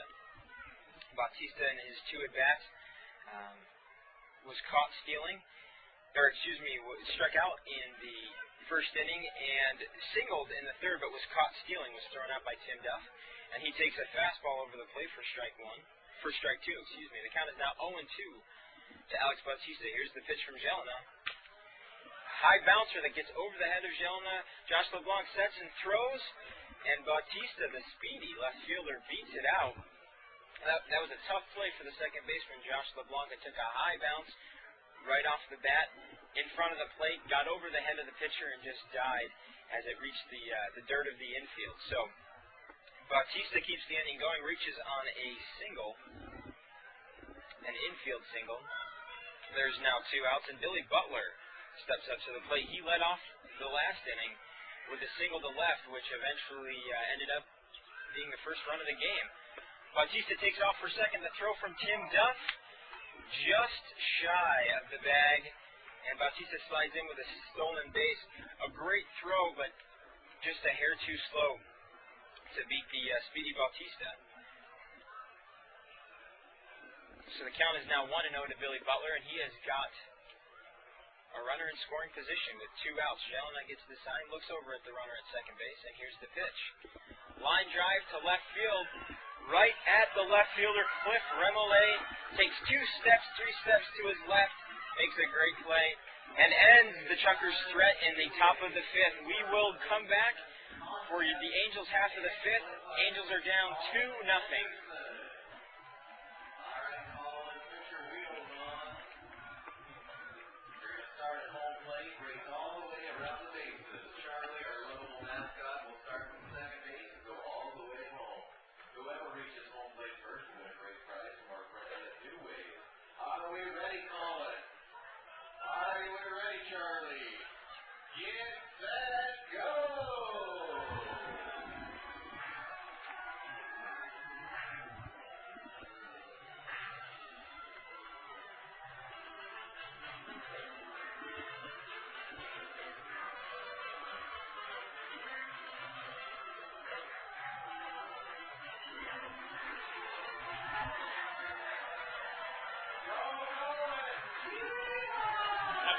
come up here just so they can look at this. That only looks like it'll be a half an hour rain. If it's really raining. To the sound booth, please. Groundskeeper, come up to the sound booth. Are you thinking about starting your own business? If so, why not contact Brad Whitaker at Idaho, his nonprofit position for economic development. Zach Frazier back here in the booth in Provo, Utah. Unfortunately, our Angels trail at the moment 2-0. Thanks to a Brian McFall 2-run shot in the top of the 4th inning. Due up here in the bottom half of the 5th will be right fielder J.R. Wren, second baseman Josh LeBlanc, and first baseman Chris Walston. So the bottom half of the order has really been struggling here to get on base, to score runs. These are the kind of guys that the Angels need to set things up so that the heart of the order, guys that are hitting well, Billy Boyer, Nate Sutton, Ben Johnson, they can drive in these runs. So let's see if they do their job and set the table. And J.R. Wren straps on his batting gloves, looks down the third base line to get signs from manager Tom Kochman. Steps in, digs in, and he's set. Here's the pitch from Jacob Mullis. It's a fastball on the outside port of the plate. Ball 1. J.R. Wren, who spent last year here with the Provo Angels. And he kind of swings, kind of held back, but did end up going through on a big breaking ball from Jacob Mullis, and the count is now even at 1 apiece. He's got good power, good speed. So 4th round pick, and he hits a ground ball to the third baseman. Billy Butler picks it up, throws, and beats him by a step. Russell Brown, great stretch on a high throw from Billy Butler. And out number 1 is recorded. J.R. Wren's is the victim. So, stepping up to the plate is number 18, Josh LeBlanc, the 6th round draft pick from Houston, Texas. Struggled defensively. He struggled at the plate. He's a guy that's really trying to find his groove here at the professional level. Here's the pitch from Mullis. It's a fastball on the outside part of the plate, and it is lifted into left center field for a base hit, and Josh takes a big turn at first base, second base, but the ball is brought back into the infield very quickly by the left fielder Alex Bautista. So Josh LeBlanc, who had been struggling at the plate, does a nice piece of hitting, gets a fastball on the outside part of the plate, and goes with the pitch, drives it into left center field, and he gets us some base runners, gives the Angels an opportunity to score some runs. Stepping up to the plate now is the big first baseman Chris Walston. Walston struck out his last at bat, but reached on a pass ball by catcher Del Rosario. He's a big guy, lots of power. He's the kind of guy that I don't think will be given up on very quickly in the organization, because you can't teach somebody to be 6'6", 6'7", 230 or 240 pounds. He swings at a big fastball and misses. Has right in his wheelhouse, maybe a bit on the outside part of the plate, but those are the kind of pitches that the managerial staff expects Walston to take care of and to get out of the park. Count is now 1-1. Josh LeBlanc is on first base, having reached on a line drive single to left center field. Mullis steps off, throws over to first. LeBlanc is a very speedy runner. In the home opener here at Miller Park this past Wednesday, Ryan Leahy singled and reached in the 8th inning, and LeBlanc was the pinch runner. Stole second base and ended up scoring, ended up being the go-ahead run that inning. Walston swings at a pitch that's in the dirt. Gets away from the catcher, but Ralston will not be able to advance to first base. So he goes down with his second strikeout of the game. And that is his 8th strikeout on the year. So Walston, a big guy, lots of talent, but he's struggling. I think there's something going on in the head that's really not giving him the opportunity to take advantage of all his tools. Stepping up to the plate is our shortstop, number 7, Billy Boyer. Billy singled in his last at-bat to right field, moving Walston over to third base. A nice piece of hit-and-run action. Here's the pitch from Mullis, high and outside for ball number 1. Billy Boyer has been the consistent member of this Provo Angels lineup. He's started the game hitting .333, has a couple of home runs, has about 10, 11 RBIs. He's done a good job at the top of the order, getting things going and scoring runs, and driving in runs, actually, for the Angels. Mullis gets the sign, looks over to first. Here's the pitch to Billy Boyer, and again, he misses high and outside. So Billy works the count to 2-0, and Boyer's not the kind of hitter that you want to give a 2-0 count to because he's a very good off-speed pitch hitter. He's a good fastball hitter. He's just a good hitter across the board. He spent a couple of weeks this past season up with the Stingers, filling in for some injured players. Pitch from Mullis is fouled back. It was a breaking ball in the outside part of the plate that Billy fouled back behind the plate into the netting that protects the Superbox fan. Count is now 2-1. LeBlanc is being held to the bag by first baseman Russell Brown. Takes 3 or 4 steps off, sets. Mullis gets the sign from his catcher. Here's the pitch.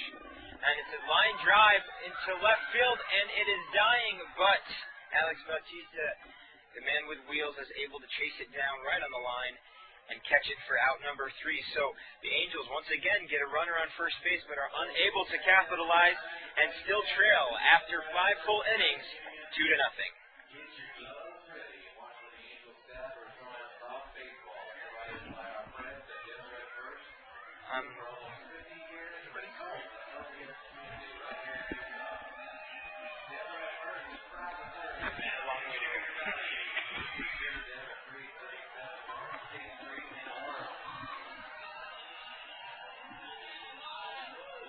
When it's time to go, just hit that.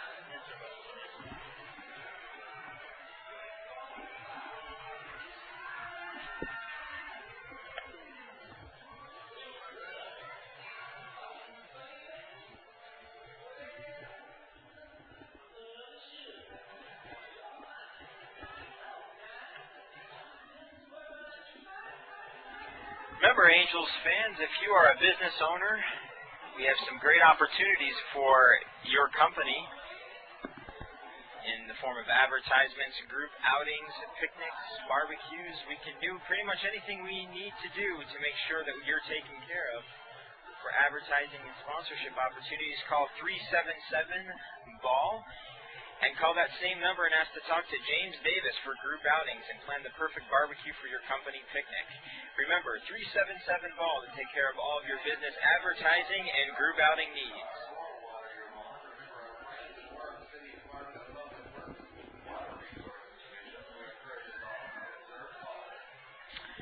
Here we are in the top of the 6th inning back in Provo, Utah. Carl Jelena still on the mound.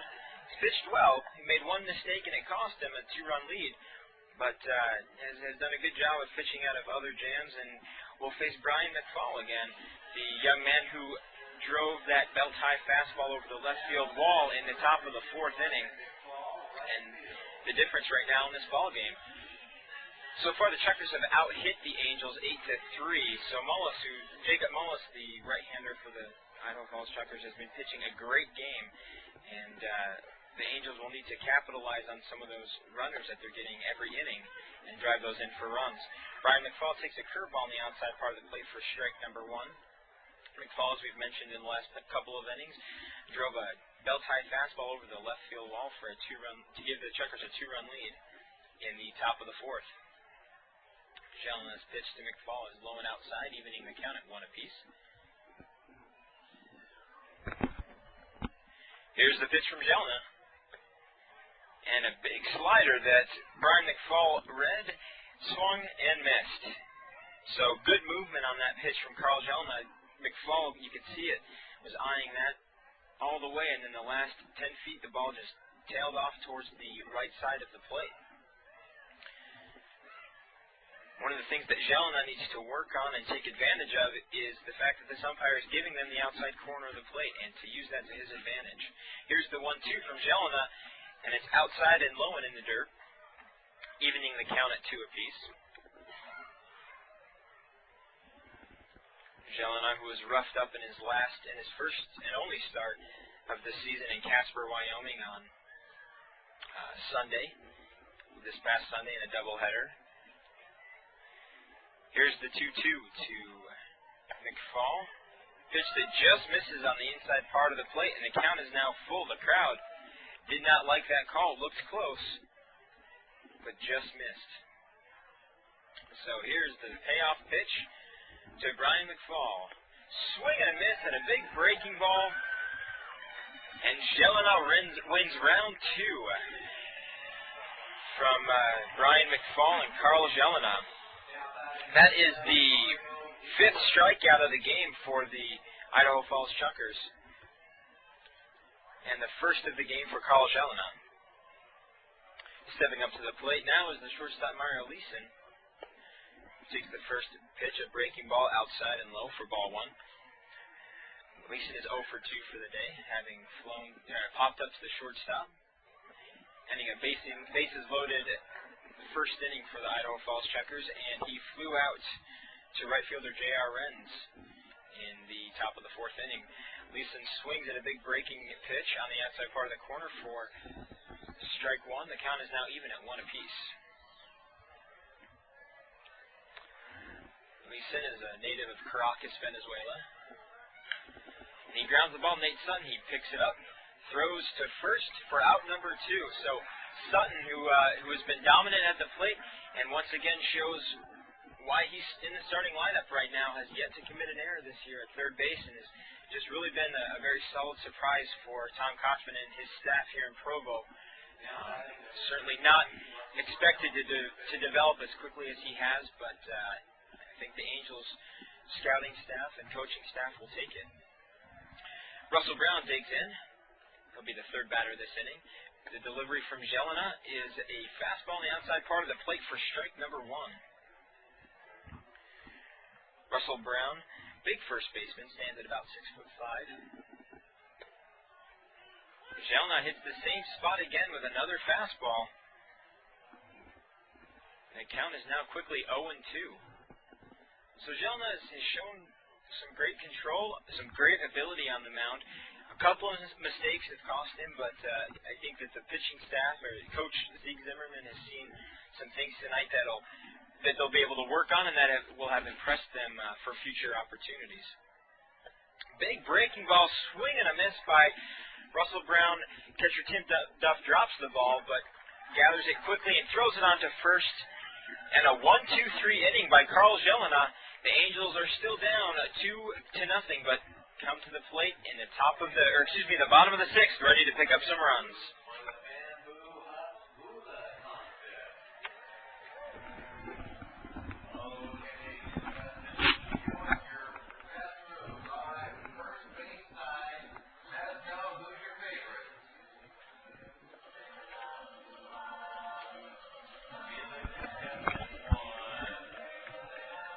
Fans, don't forget, Asnar Family Chiropractic and Wellness will be on the concourse level throughout the season, giving out free massages and balloons.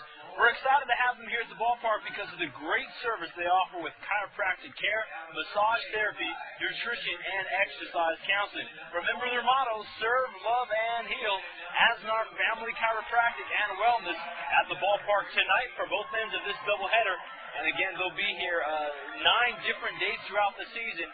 If you're at home right now, if you're listening to the game on the net, come on out Monday night at 5:05. It'll be family night, but Asnar Family Chiropractic will be at the ballpark once again. You're listening to Provo Angels Baseball here on SportsJuice.com. Don't forget, Superbox tickets, $8, and Reserve and Festival tickets, $6. Bring your family out, have a great time. Next home game will be Monday, but there's still plenty of time to come out and catch the action as it's doubleheader time here in lovely Miller Park. Now back to Zach Frazier doing play-by-play here in the bottom of the 6th. It's a 2-0 Idaho Falls Chukars lead.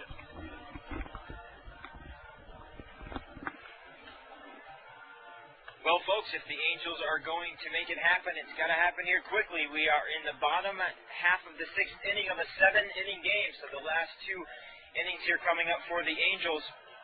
Leading off will be the third baseman, Nate Sutton, followed by designated hitter Ben Johnson and center fielder Mike Hughes. There's a new pitcher on the mound for the Idaho Falls Chukars, number 19, Adam Rowe, 6'2" left-hander, who last pitched at Mount Vernon Nazarene. So Nate Sutton steps up to the plate. He is 1 for 2. Having singled in the first inning and popped up to the first baseman in the bottom of the 3rd.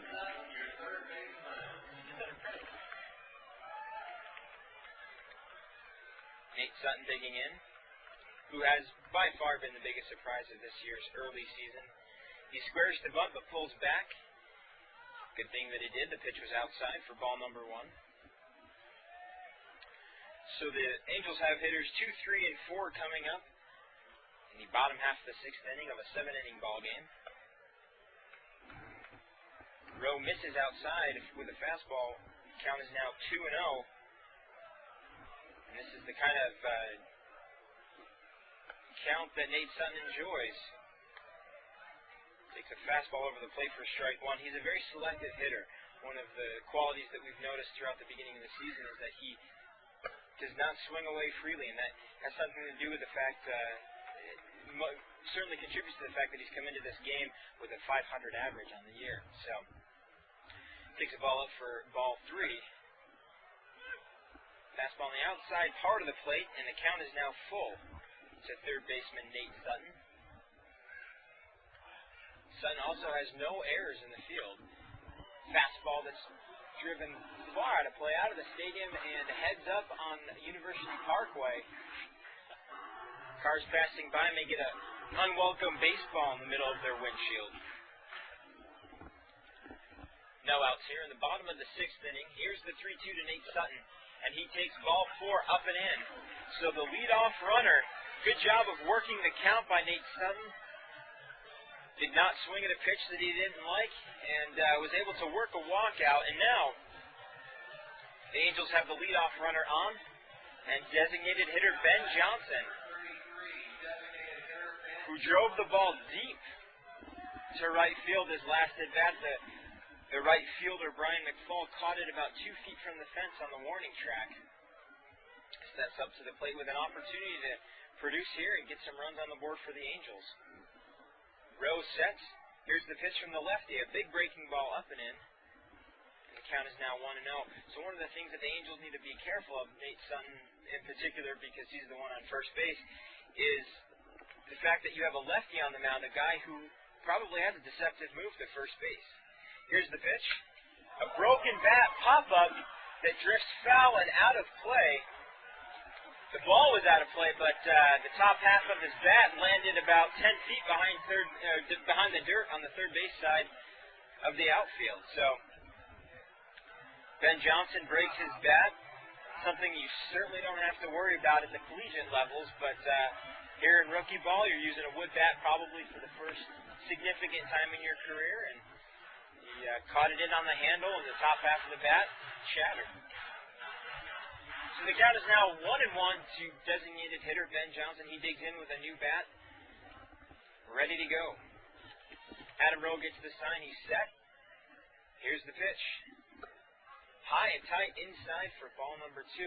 Nate Sutton is concerned about the fact that there's a lefty on the mound, because as he's taking his primary lead, he uses his left hand to lean back towards the base, trying to get a good feel of how far he is and what this lefty has as far as a move is concerned. Line drive to left field. It's in the gap over the head of Bautista. It falls in. Sutton rounds second, and he's coming around third. He's going to score. Ben Johnson will be held up at second base for a double. And Nate Sutton makes it all the way around from first to score. And the Angels are now on the board 2-1. Idaho falls. Ben Johnson comes through with a big double here in the bottom of the 6th inning. So, good piece of hitting. Bautista, he has some wheels in left field. He was playing Ben Johnson down the line, and he almost made that catch, but it just drifted off the top of his glove. And the Angels now have the tying run on second base with no outs, and the struggling Mike Hughes steps up with an opportunity to break out of a season-long slump. Mike Hughes is 0 for 2. Tonight, having struck out and flown to center field, and he is 2 for 22 on the year. So, a good chance for him to break out and to become a fan favorite here in Provo, Utah. Swings at a big fastball from Adam Rowe. Swings and misses for strike number 1. And is now 0-1. Designated hitter Ben Johnson stands on second base with a double. And the Angels are threatening to score more. And in a situation like this, you don't want to press too hard. Move the runner over. There's no outs. Get him over to third, even if it's a fly ball. Ground ball up the middle. The second baseman, Eddie Solis, drops it off the end of his glove. It'd be interesting to see what the official score. The official score gives him a hit, so hard hit ball up the middle. Solis almost made another Gold Glove play, but Michael Hughes does the job, moves Ben Johnson over to third. Mike Hughes stands on first base with a single, and there are now runners at the corners, no outs, and it looks like there's a new batter coming into the lineup for the Angels, a pinch hitter, number 29, outfielder Mike Perdomo. Perdomo, who was here in 2002 and had to sit out almost all of last year with some arm injuries, is back here in Provo trying to rehab, trying to get back up in the Angels farm system. Idaho Falls coaching staff out talking to pitcher Adam Rowe on the mound right now, for sure discussing what to do with the runner on third base. So Ben Johnson, who now stands at third, represents the tying run. Mike Hughes, who stands at first base, represents the go-ahead run. And pinch hitter Mike Perdomo steps up, ready to produce. Here's another guy who has an opportunity to make some friends and fans here in Provo, Utah, if he can drive in some runs. He's done well so far this year, hitting .250 with runners in scoring position, 2 for 8 for the year. Catcher Felipe Del Rosario gives the sign to Adam Rowe and also to the rest of the infield. Shortstop Mario Leeson is playing up and in on the grass at shortstop, and second baseman Eddie Solis is holding tight to the grass as well at second base. So here's the pitch. Fouled back and into the Provo Angels dugout. Perdomo is a good player. He has a good arm in the outfield, has good speed, and has the opportunity here to really come through and produce for his team. Perdomo digs in. The count is now 0-1. Adam Rowe gets the sign from Del Rosario, sets. And here's the pitch. Ground ball up the middle, cut off by shortstop Adam Leeson, but he bobbles the ball. Just he couldn't figure out where he wanted to go with that ball. Flips to second base, so Hughes is out on the force. 6-4. Perdomo reaches on the fielder's choice. And unfortunately, Ben Johnson is unable to score. The ball was not hit deep enough into the outfield. So Perdomo got good wood on the ball. Nice play by the shortstop Leeson. And runners are still at the corners with 1 out now. Tim Duff, the catcher, steps up to the plate. And an opportunity again to produce. He has yet to do so today, having flown out to the center fielder, Geraldo Valentin, and grounded out to the shortstop in the bottom of the 4th to end the inning. So, here's the pitch from Rowe. And it's a fastball over the outside half of the plate for strike 1. Not a bad thing for Duff there to take a look. He has yet to see this pitcher. Doesn't really know what he has to offer. Let's see where his strike zone is and if he'll be able to hit it. Adam Rowe sets, looks over to first, and here's the pitch to Duff. Strike on the inside part of the plate. Hasn't been a strike all game long. Looks like Moynihan has shifted his strike zone in a little bit. So the count now is 0-2 to Tim Duff. And all the Angels need here is a fly ball, medium depth to the outfield to score a run and to tie this ball game up going into the 7th inning. Here's the 0-2 to Tim Duff. Ground ball to the second baseman. Listen, flips to first. Flips to second, and the throw gets away. Leeson's throw gets away from the first baseman, Russell Brown. So Ben Johnson scores on the ground ball. Tim Duff reaches second base on the throwing error by the shortstop, Mario Leeson. Eddie Solis made a nice play, grabbing the ball, flipped it to the shortstop, but Leeson wasn't expecting that ball. A little late getting to the bag, hurried his throw, and Russell Brown was unable to scoop it out of the dirt. So Tim Duff now is the go-ahead run, stands on second base. It'll be scored if you're scoring at home, E6, throwing error on Mario Leeson. So he reaches on a fielder's choice and reaches second base on an error by the shortstop. And here is J.R. Renz with 2 outs. An opportunity to capitalize on the error by the Idaho Falls Chukars shortstop. And he takes a ball high and outside for ball one. Here's the pitch to JR. Swings and misses at a pretty nasty-looking breaking ball. Count is now even at one apiece. Scoreboard is showing 1 out, but looks like there should be 2 outs up on the scoreboard. The runner was out at second base. Here's the pitch to JR. Big fastball on the outside part of the plate, a little up, but JR swings and misses for strike 2. So the Angels have come back in exciting fashion here in the bottom of the 6th inning to tie it up. The go-ahead run, Tim Duff stands on second base with 2 outs, and JR runs with a 1-2 count, faces Adam Rowe. Here's the pitch, and it's fouled off and back into the crowd down the right field side of the ballpark. Good wood on bat here. All we need is some good wood at the plate.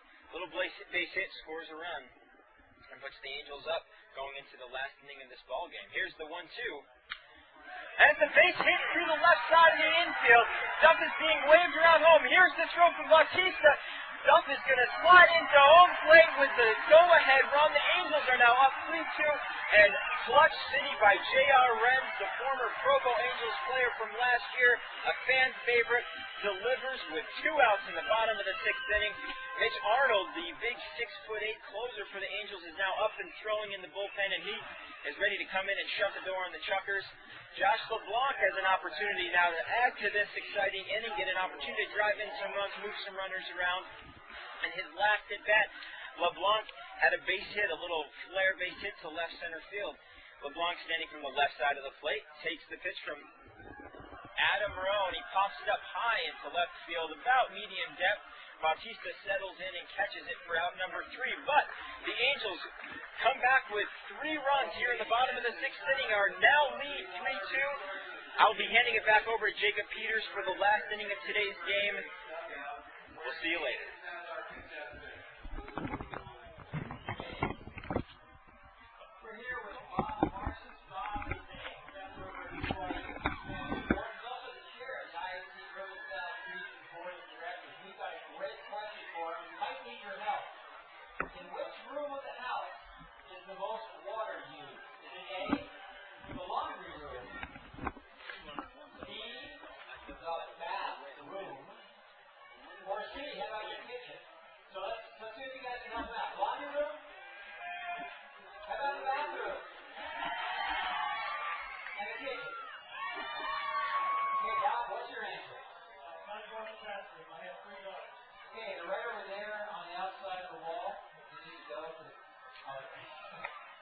Okay, that is correct. The bathroom needs to account for 14% of household usage, and 53% of that comes from the bathroom.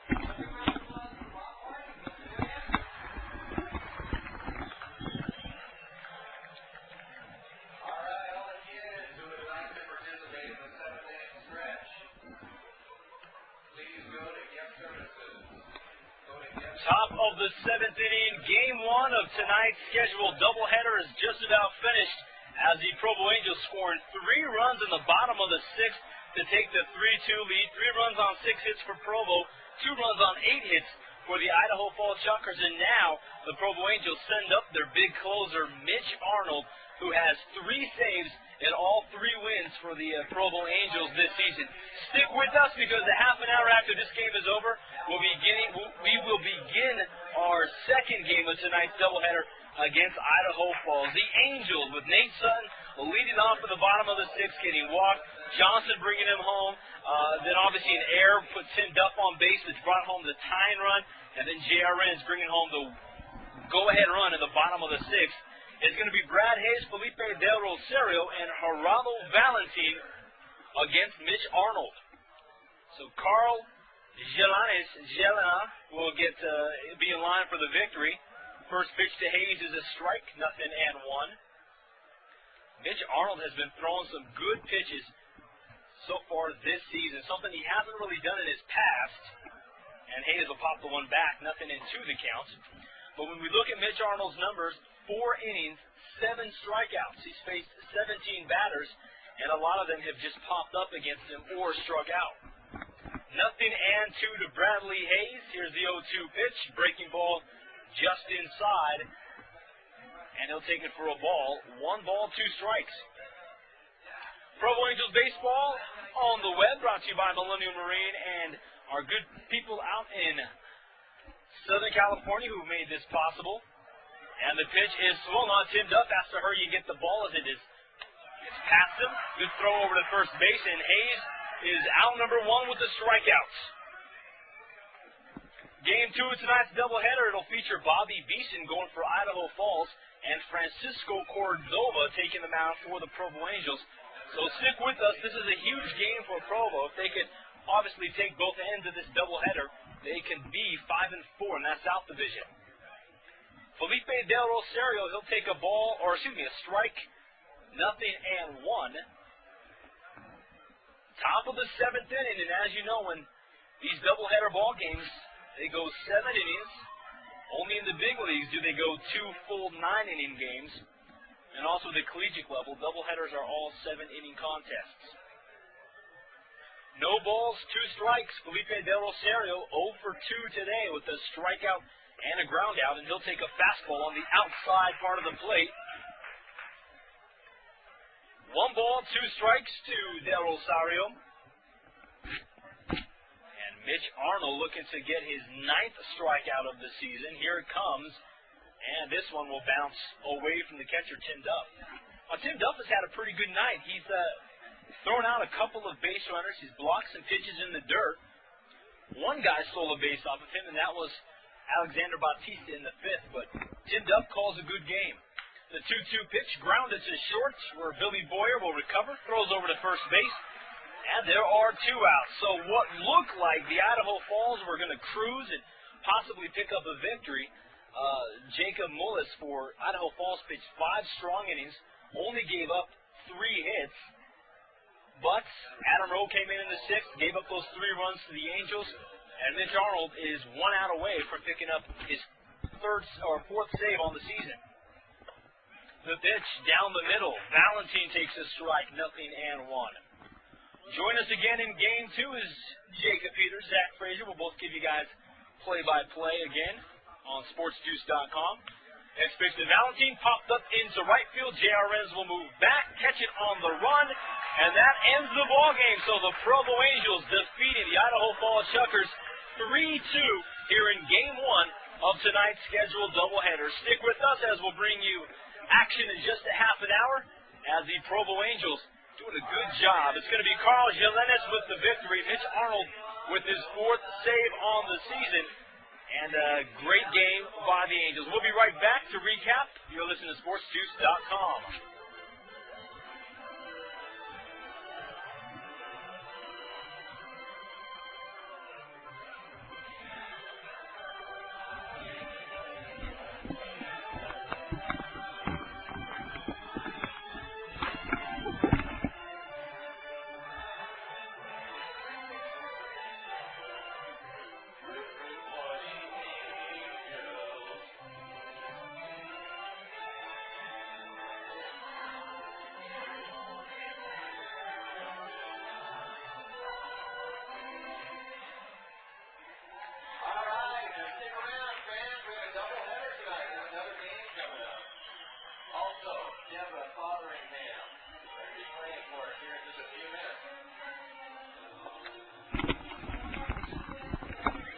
Back out here at Larry H. Miller Field. Final score, Provo 3, Idaho Falls 2. The Angels scored their 2 runs to open up the 4th inning as Brian McFall hit a 2-run shot. Idaho Falls led 2-0 throughout the game, but bottom of the 6th inning, Provo came right back, scoring 3 runs, 2 of them unearned, but 3 runs is 3 runs as the Angels pick up their 4th victory of the season, as the Angels now 4-4. In Game 2 of the doubleheader, it's going to be Bobby Beeson of Idaho Falls taking on Francisco Cordoba of the Angels. Tune back in with us in about a half an hour. We'll bring you all the action. We're going to go to about a half an hour break. The board was the issue. The Idaho Falls Chukars took a 2-0 lead in the 4th inning of Game 1 of the doubleheader, but Provo came right back, bottom of the 6th. The Idaho Falls Chukars brought in a new pitcher. Nate Sutton walked. Ben Johnson Ben Johnson doubled home Nate Sutton, and then Michael Hughes with an infield single put runners at the corners. Clip from Mike Perdomo came up, had himself a base hit, but things looked interesting as looks like the power just went out here at the ballpark. We should still be online, but power has just failed at the stadium, so this is going to be interesting to see what exactly will happen as thunder is going on. But power has been lost here at the ballpark, so the first pitch has been thrown. We're waiting to find out if the power is going to go on, but it looks like this game is going to have to wait till the lights turn back on, as everything is completely shut off here at Larry H. Miller Field. The lights are on just down the street from us and all around us, but it looks like this central area, the power has been turned out, so we're going to wait and find out and wait for this power to turn back on. But Game 2 will begin in just a couple of moments, and we just mentioned that the weather is heading this direction, and maybe that has something to do with it, as power has been lost. We'll bring it right back out here to Larry H. Miller Field. You're listening to Provo Angels Baseball here on SportsJuice.com.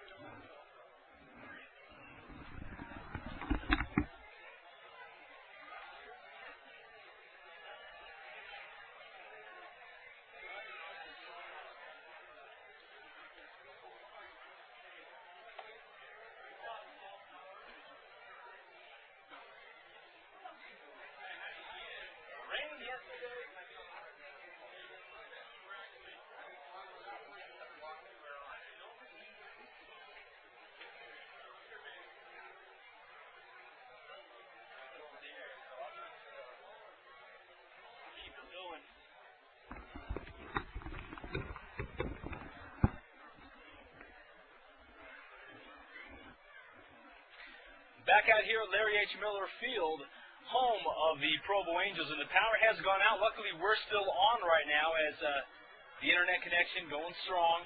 Got the powerful battery here on the laptop, so this is still available, but it looks like most of the power here in the press box is off on the field and around the stadium as the fans are now just waiting to find out what's going to happen. Francisco Cordoba, he's taking the mound for Provo. Bobby Beeson going for the Idaho Falls Chukars.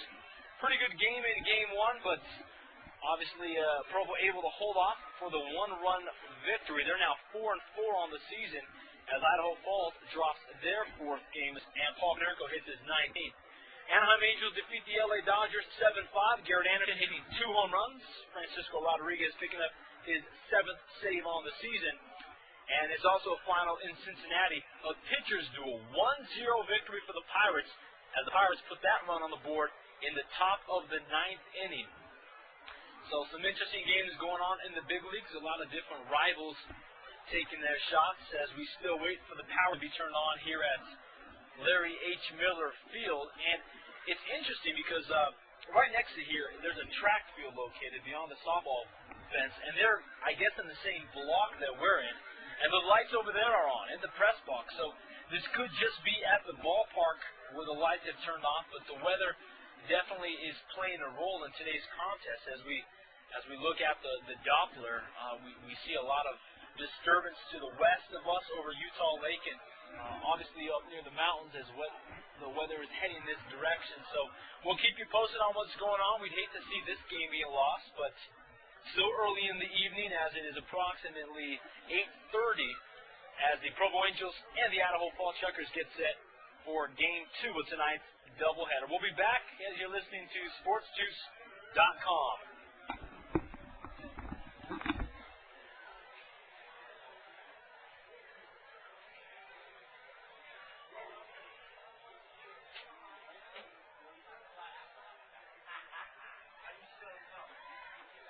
This is on.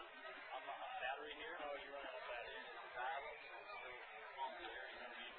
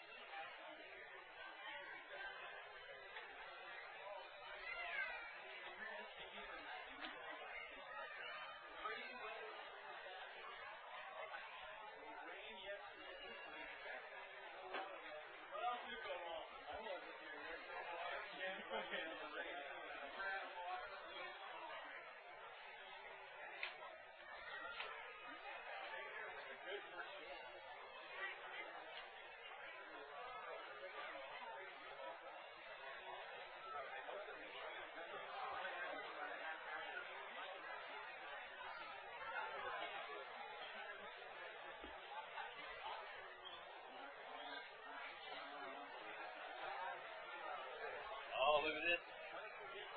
Surrounding us. Oh, I was trying to. Really? That's the last thing. Game 2 of tonight's doubleheader with the Idaho Fall Chukars will begin as soon as light is turned on here at the ballpark. Eventually, the weather has caused some shortage in the power around here, so the stadium is black. The players are on the field. They're just tossing the balls back and forth, trying to stay loose as we wait to find out when this power is going to be turned on. And it seems as if we've seen just about everything during the first week and a half of the season except the blizzard. We had hurricane or tornado-type winds in Wyoming last week, which postponed the game for about an hour and a half because the wind was blowing so hard. It was going in the faces of the fans, and it was unplayable conditions. We had 30-degree weather the opening night of the season. The team was unable to play because it was so cold and wet. In another game in Casper, Wyoming, they had to play through the rain as it was pouring on them because the infield, they don't have a tarp in Wyoming. So they figure, hey, we're going to try to get the game in. Let's go ahead and play it, whatever. So they played through wet conditions in one of the games. Sunday was beautiful. It was, or last week that is, it was nice and sunny, so we felt the sunshine. And then here last night, the rain came through. It dumped for about a half an hour. It went away, but during the time that it was raining, it came down so hard and so fast that the tarp couldn't even get fully covered. They couldn't fully cover the infield before. The tarp was just too hard to move, full of water. They had to cancel last night's game because of the very wet conditions. And now today, we think it's a nice day. The rain is going to be an issue, but it's not the rain that's bugging us right now. It's the power. The power is completely shut off here at Larry H. Miller Field. It's a great night. There's a lot of fans out here. We have massages going on. People are in balloons, families, couples, older couples. They're all out here enjoying the evening. But with no power, sending some of these people, they're deciding to turn around and might as well go home and watch TV the rest of the night. So we hope that the power gets turned on within the next, I'd say within the next 20 minutes or so.